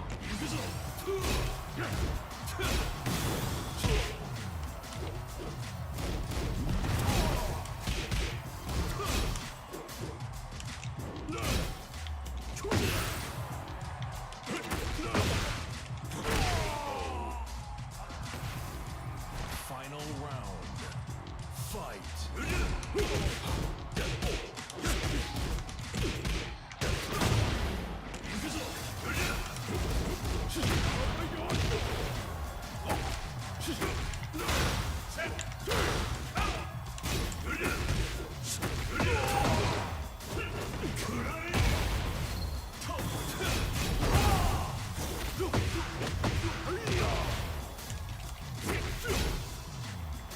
Let's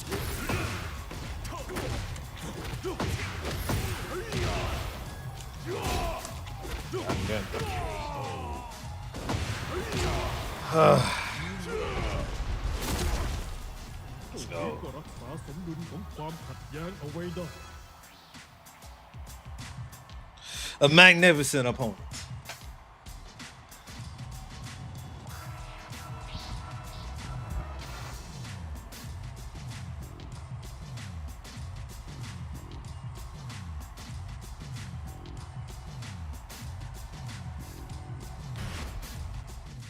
Get ready for the next battle. A magnificent opponent.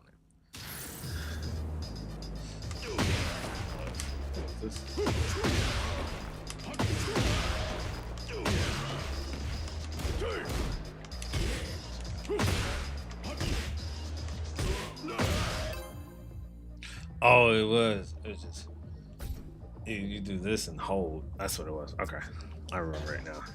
You got it, and it Get ready launches. for the next battle. Ha ha ha ha ha ha ha ha. Ah. Round one. Fight.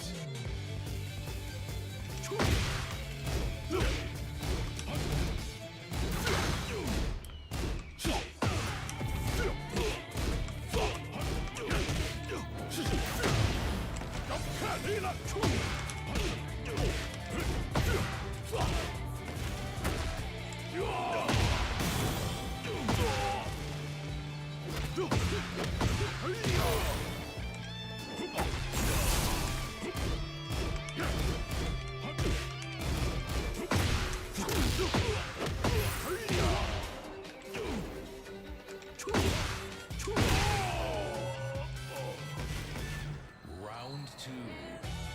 Fight.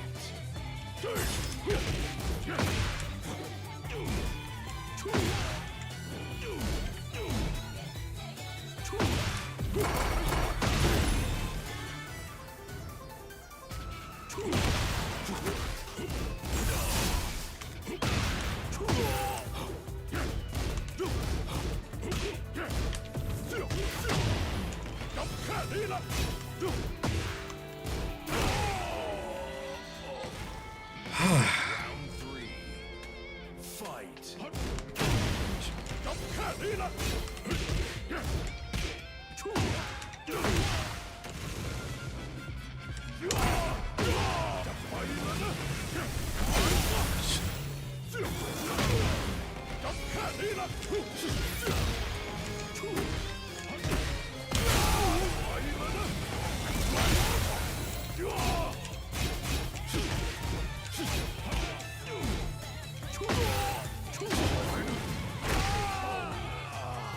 Duck low. Round four. Fight. Ah.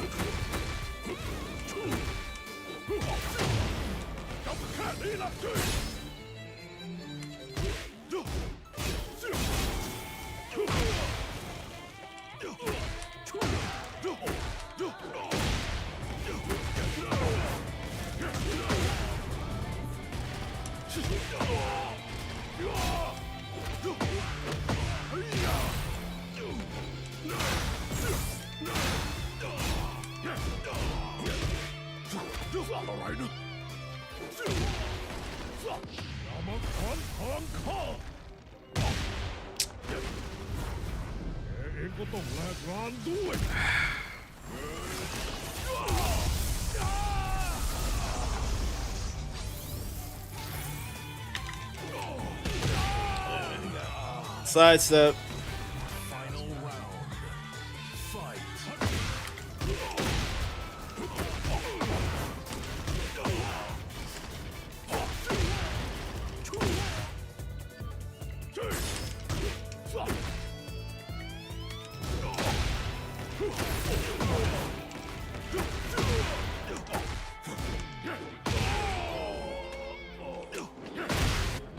You win.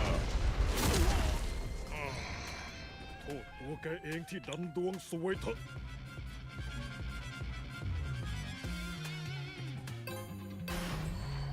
Round Ugh.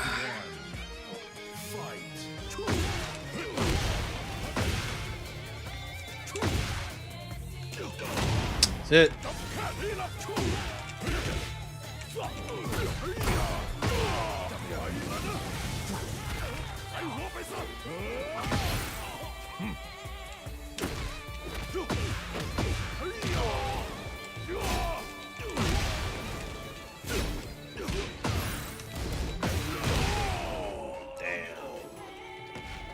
Damn.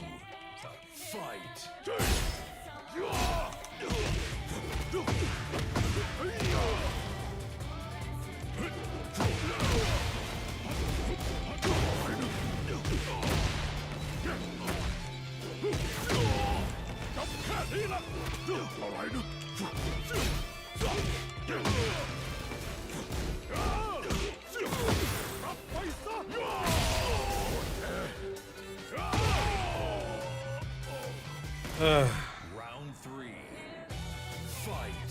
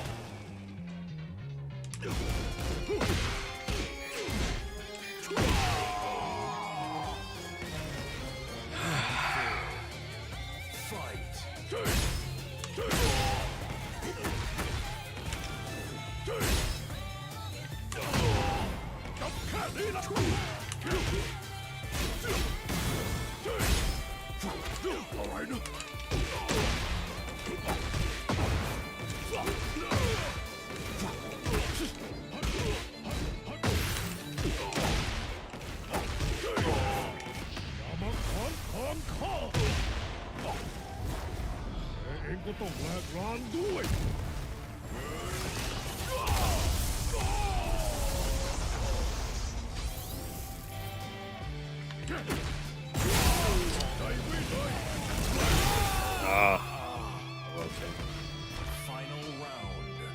Fight.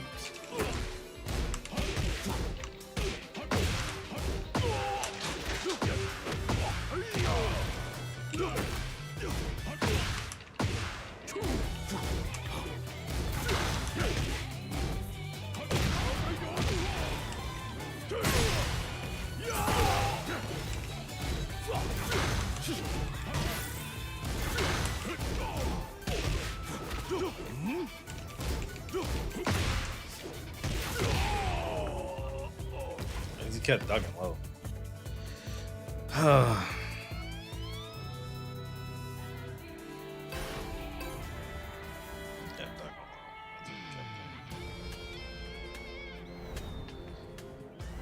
Round 1. Fight.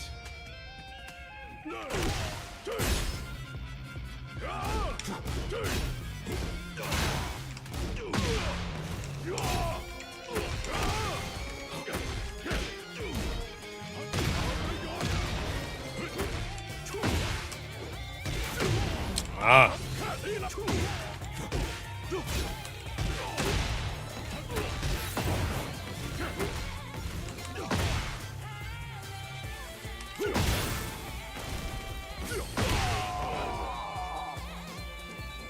Round 2.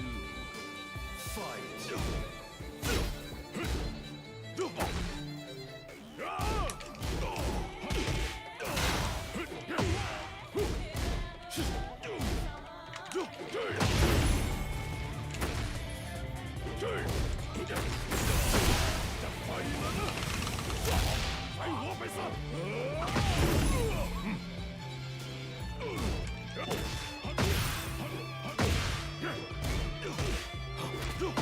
Ah.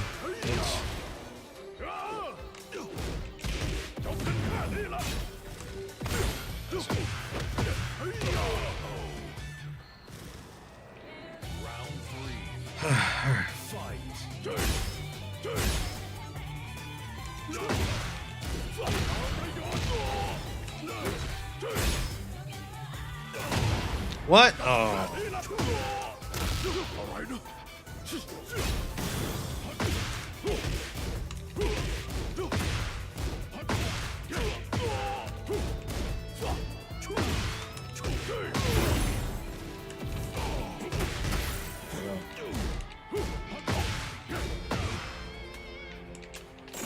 Got him. Oh. Woo. All right. โทษตัวแกเองที่ดันดวงสวยเถอะ I'll be back.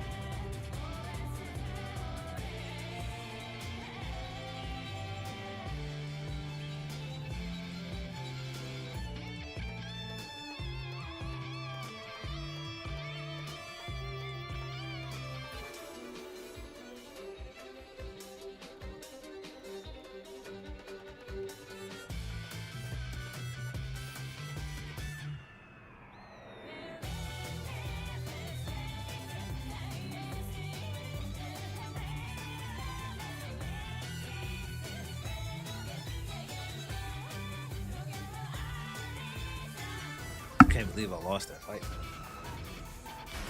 It's crazy. Get ready for All right. the next battle. Let's see how far am I. I know I ain't played a lot of fights. How far am I tonight? Yeah, like 2 hour mark.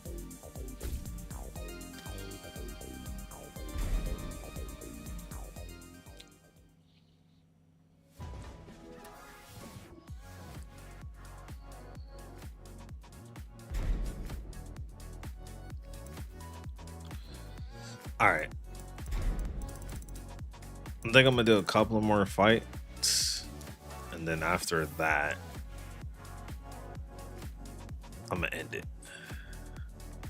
Yeah, I'm gonna do a couple of more fights, and then I'm gonna like end it right there. Yeah, because I want to listen to Breakfast Club, and I want to do some other stuff. So.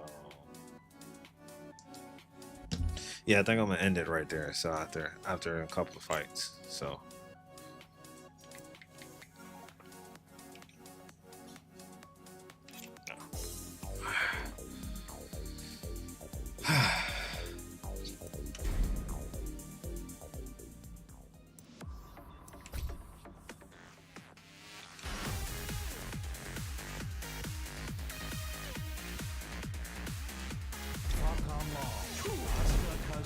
รู้ตัวเหยื่อรายต่อไปสักที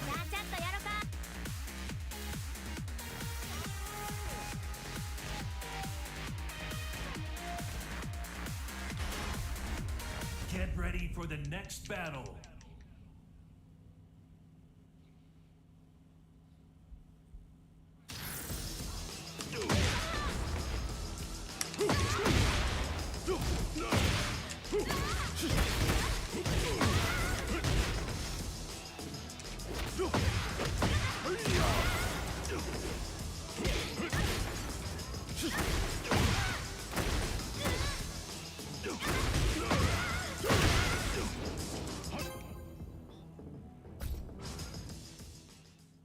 Get ready for the next battle.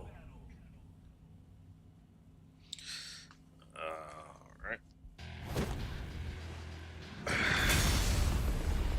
Round one. Fight.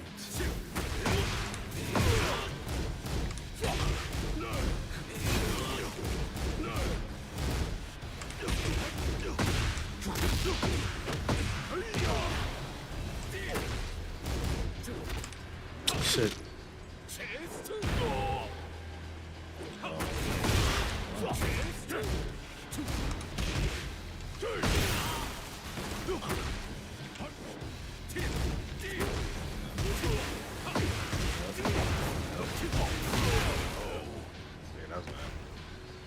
Round 2. Fight.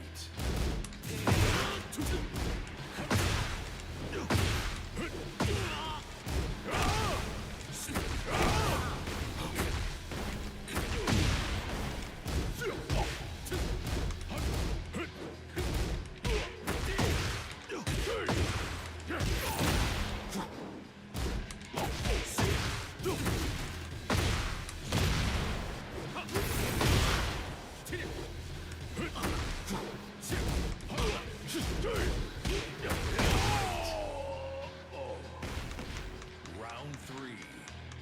Fight.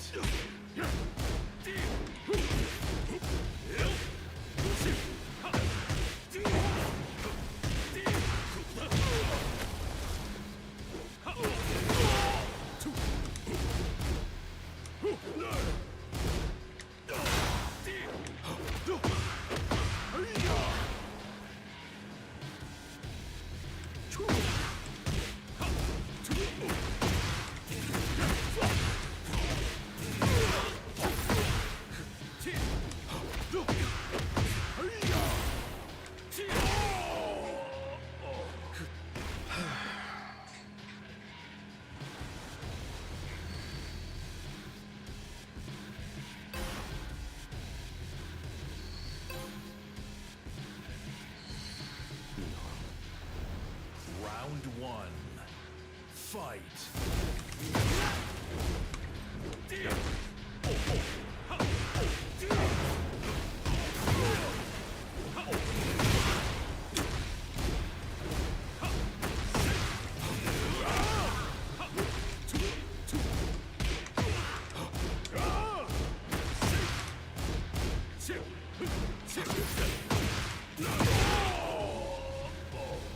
It's the load. Round 2.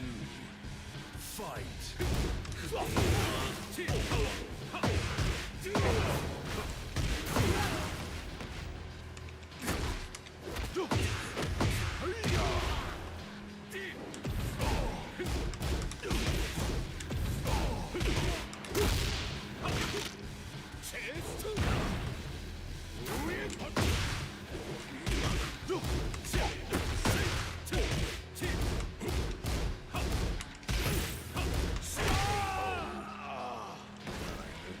Round 3.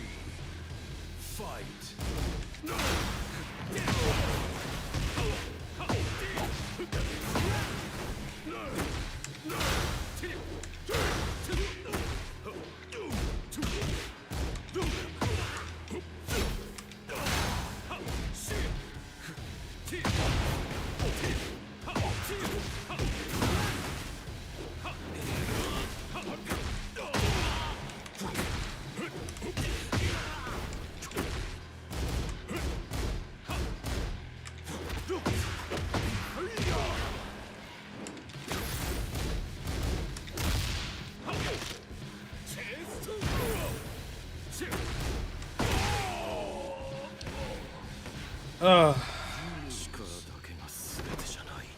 Gen players, man. Ladies and gentlemen, they mash until they get something. Get ready for the next battle.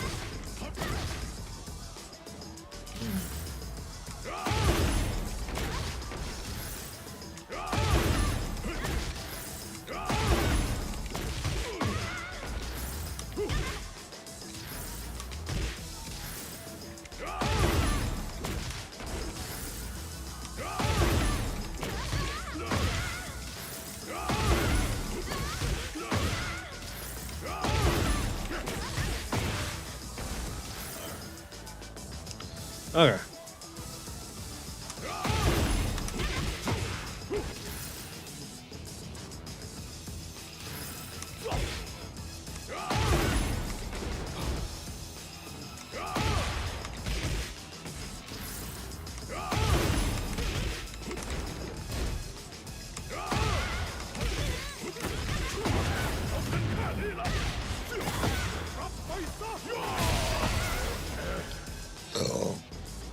Excuse me.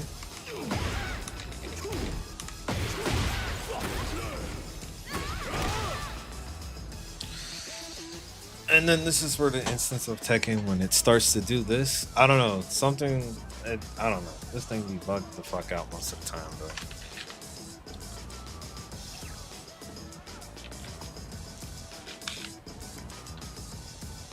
though. Is I'm trying to get the Gyru. Because if I get the Gyru, I can at least get more gameplay fights. I think people are not in the orange ranks no more. I think they're all in the like the blue ranks. Like people who were in the orange ranks, they just stopped playing the game. Like literally, motherfuckers just stopped playing the game because they felt like they're never gonna get out of the orange rank.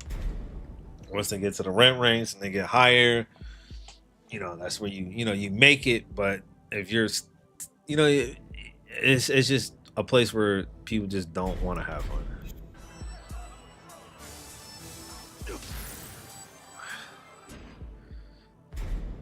So I said, if you're in an orange mink, man, if you play Tekken, man, just have fun. Stop trying to worry about winning. Just have fun.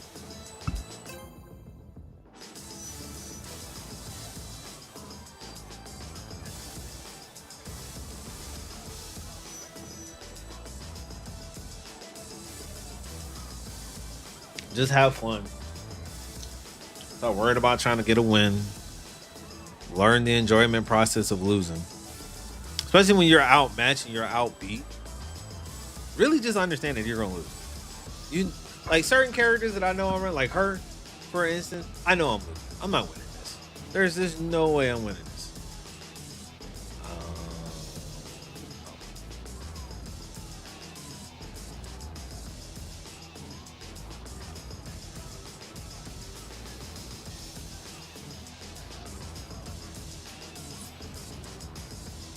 Yeah, there's no way I'm winning this. In no shape or form I'm winning this. There's like no way I'm winning this. Now look, now it does this again. Come on.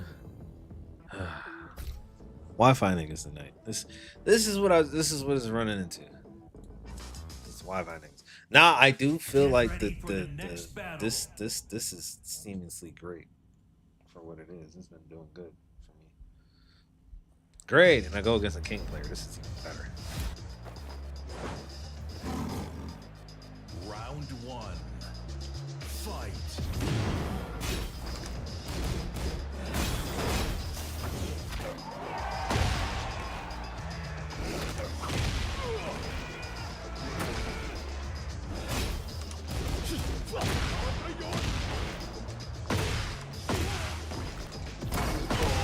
Oh, that's bad.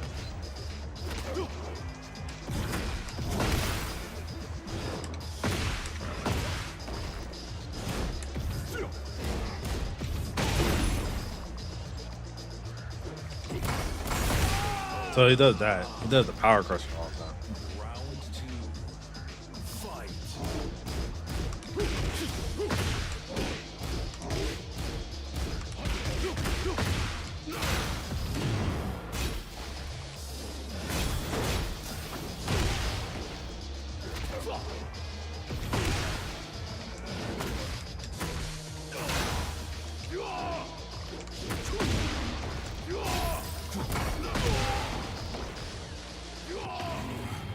Yeah, you're real close. You don't have enough health for that. Round three. Fight.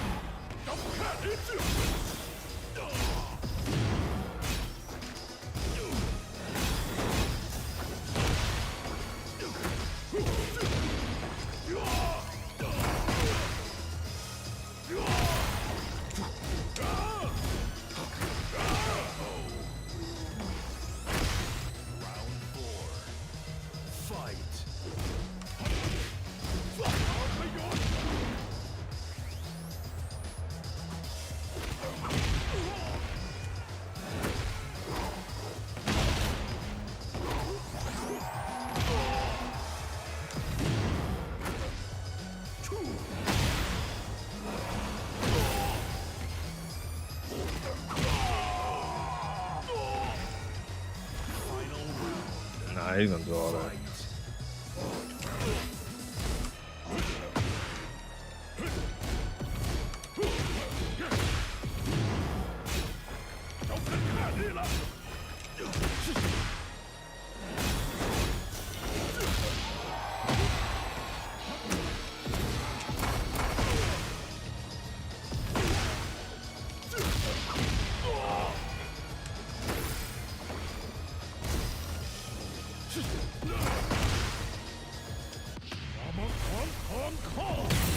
Oh, he's stupid.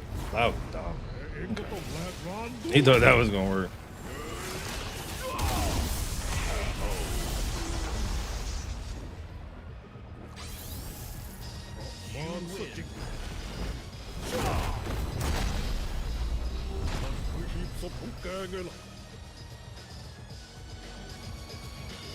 Just playing places and go get headphones, my guy. I'm doing well. He's nice. Hey man, hella man. Round one. Fight.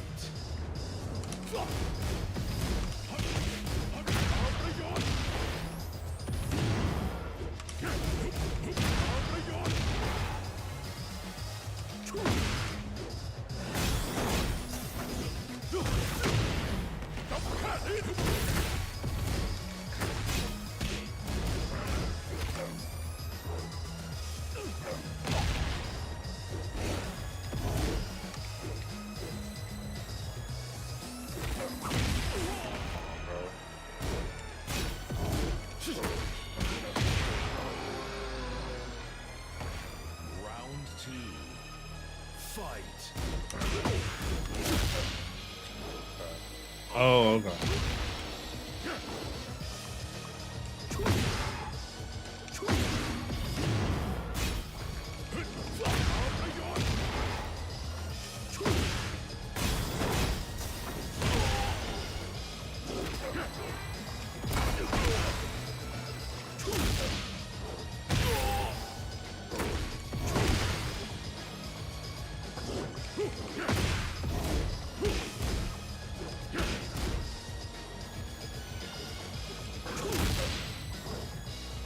He's trash. Like, he's real trash. That's why. You see how he does? He's like scary to play. And it's lagging.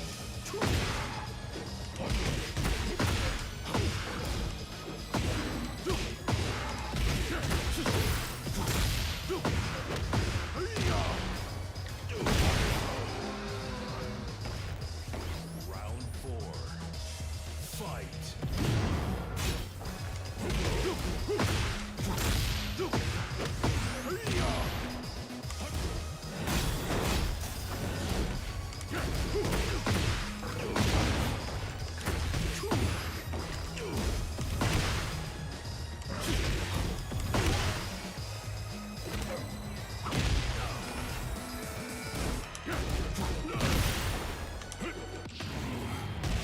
That's cool.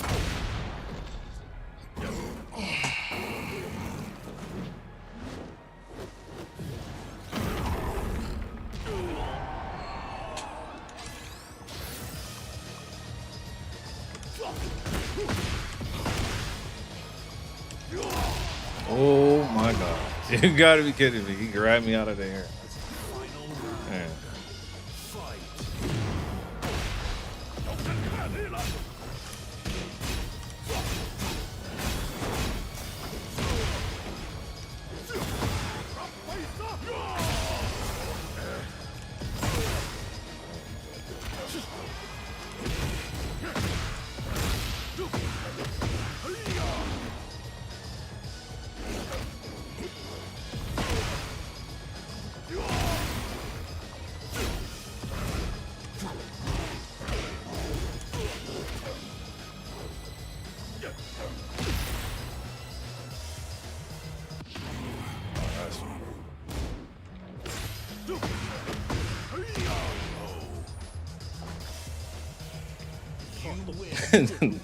That was fun. ขอให้ตกนรก ก็เถอะ I hear you.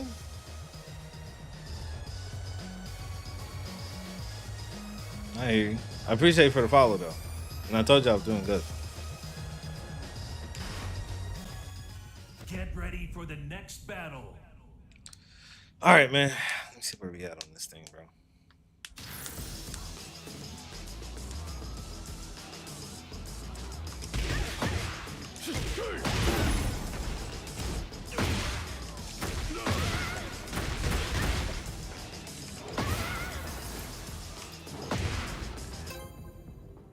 Is it the same guy, bro?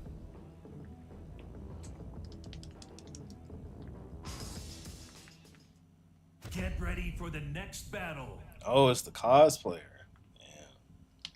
I feel like I'm gonna be running into the same people over and over tonight. All right. Let's see what kind of bag of tricks that I can pull out.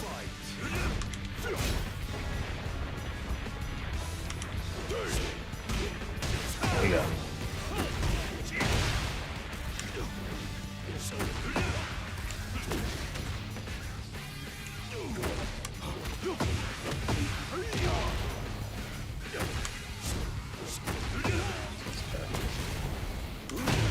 Oh,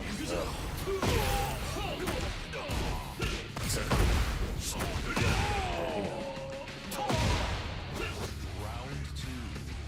Fight.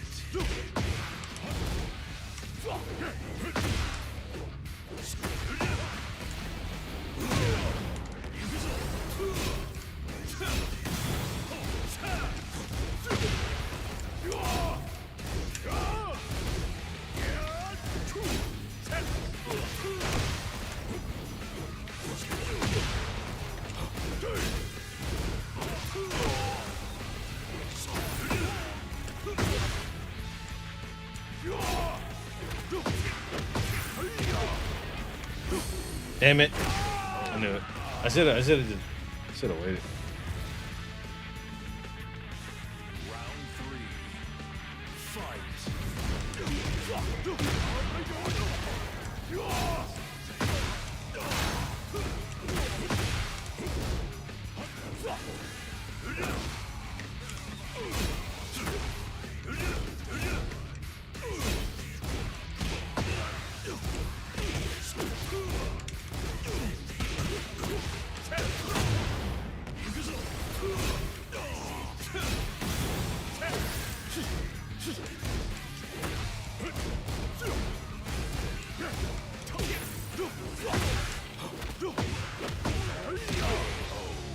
Bad idea to be in the corner, my guy. Fight.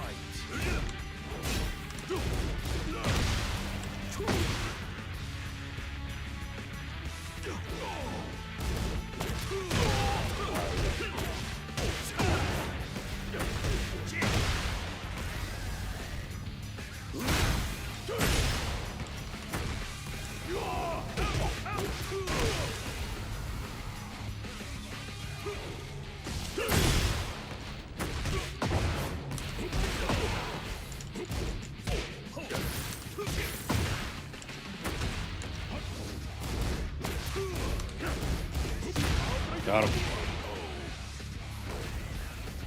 Final round. Fight.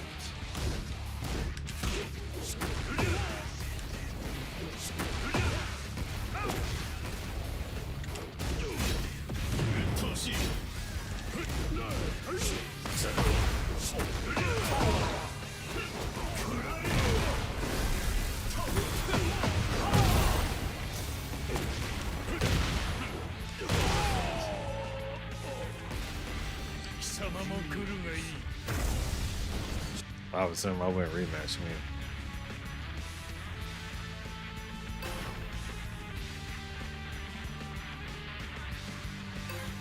And the true colors has emerged.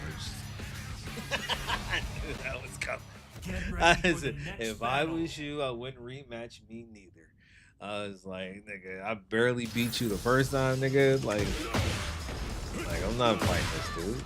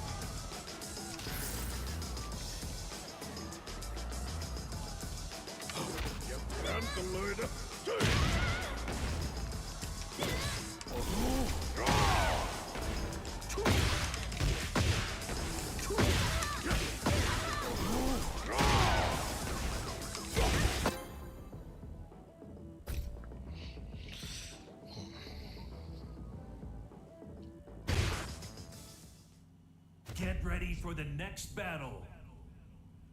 Great. A character that I don't want to play against. What's this gonna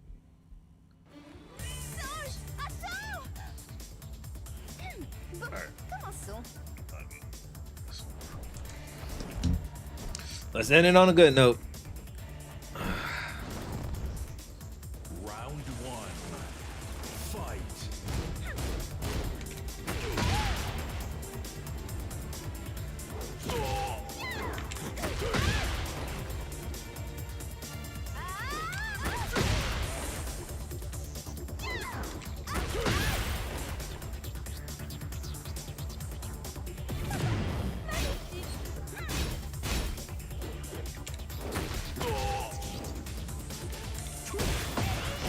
Wow.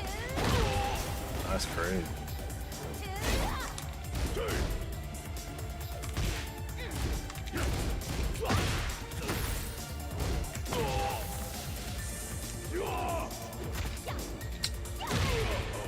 That's crazy.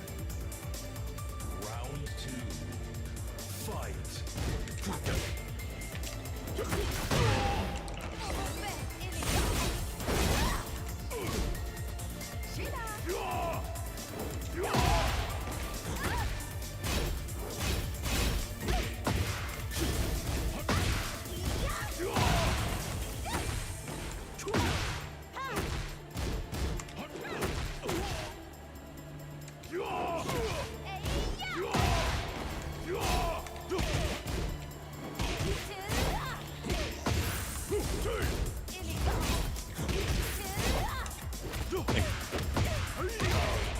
All right. No, it's not as terrible as most other ones. Fight.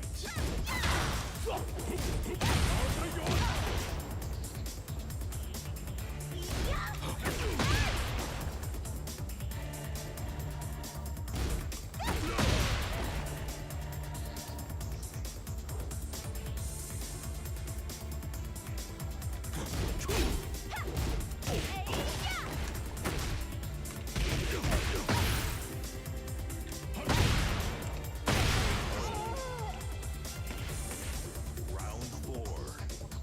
Fight.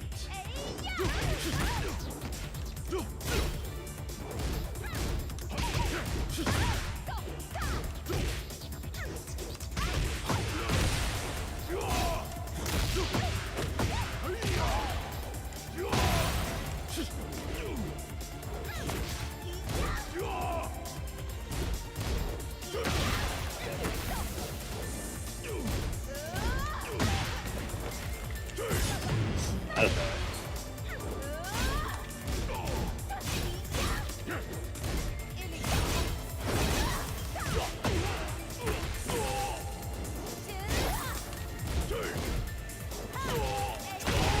Yep. I told you. She's very difficult to fight when she's in that mode. Fight.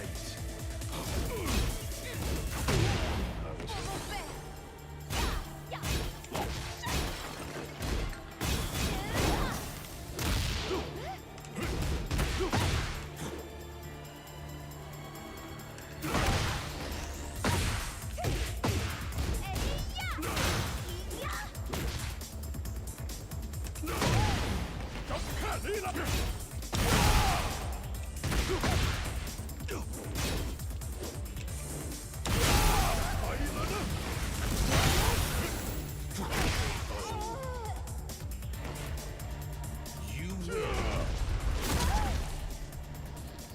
โทษตัวแกเองที่ดันดวงสวยเถอะ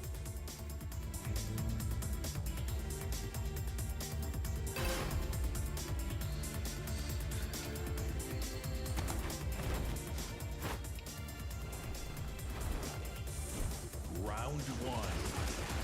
Fight.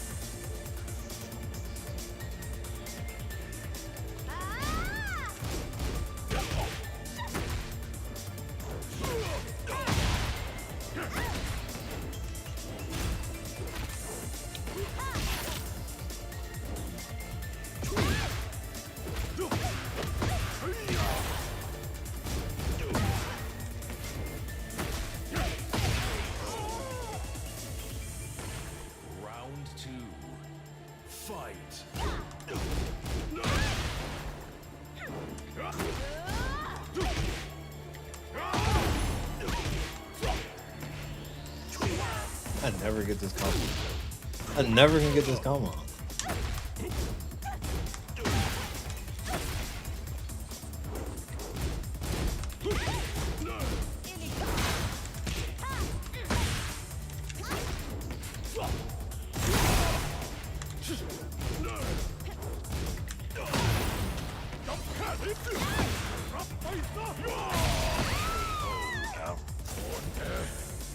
Round 3.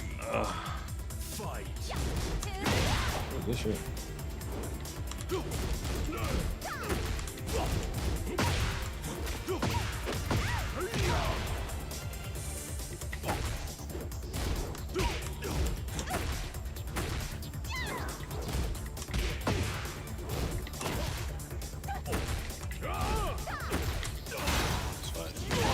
Oh, there we go.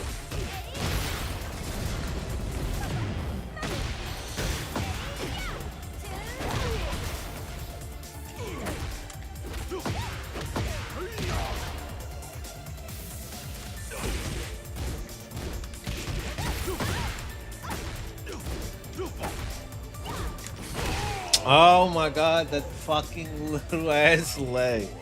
Fight.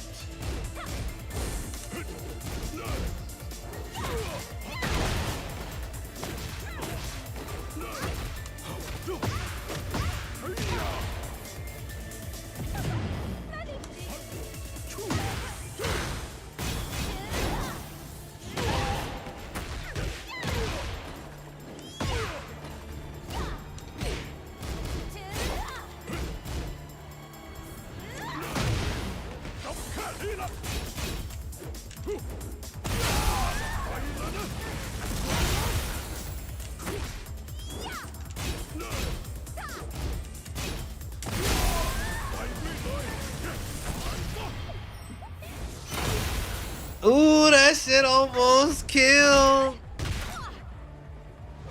Let's see how much that's gonna kill. Oh, it almost did. But she get health back. Ah, she gets health back. She gets health back. Final round. Fight.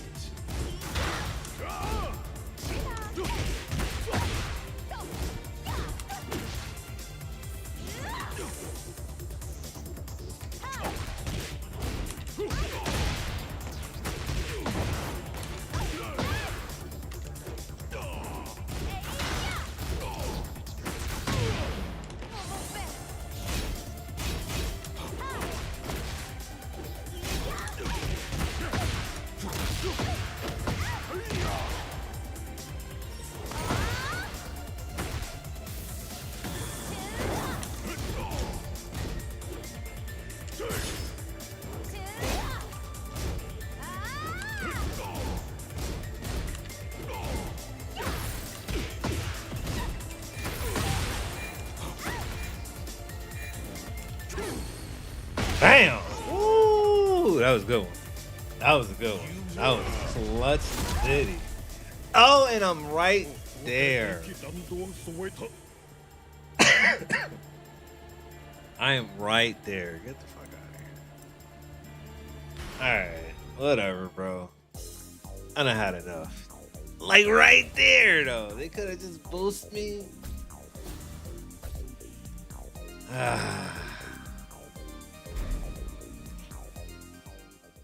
Where we at on this?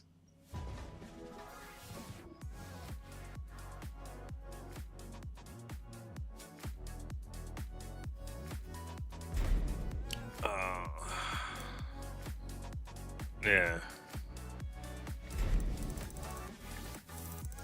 Yeah, okay. So we halfway. And we at level 24. Once we hit 30, we should be able to, pay for it. Alright. We are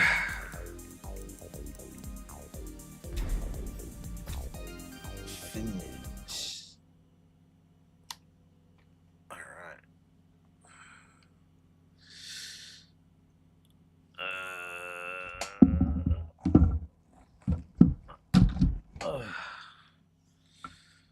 Alright, ladies and gentlemen. I think it's about that time. We did a little early stream. I want to do some other things in the stream. some other things tomorrow. It's a nice stream. Yap Hour was a return. Yeah, Yap Hour was the return. So therefore, it's over. It's over. Tekken ran well, very well, very well, very well. Uh, I want to see if I can run other things. So let me run other things on here, but probably won't. Anyway, we'll be back tomorrow morning stream. Uh, getting up out of here. Got other things to do. So I'll see y'all later. Peace.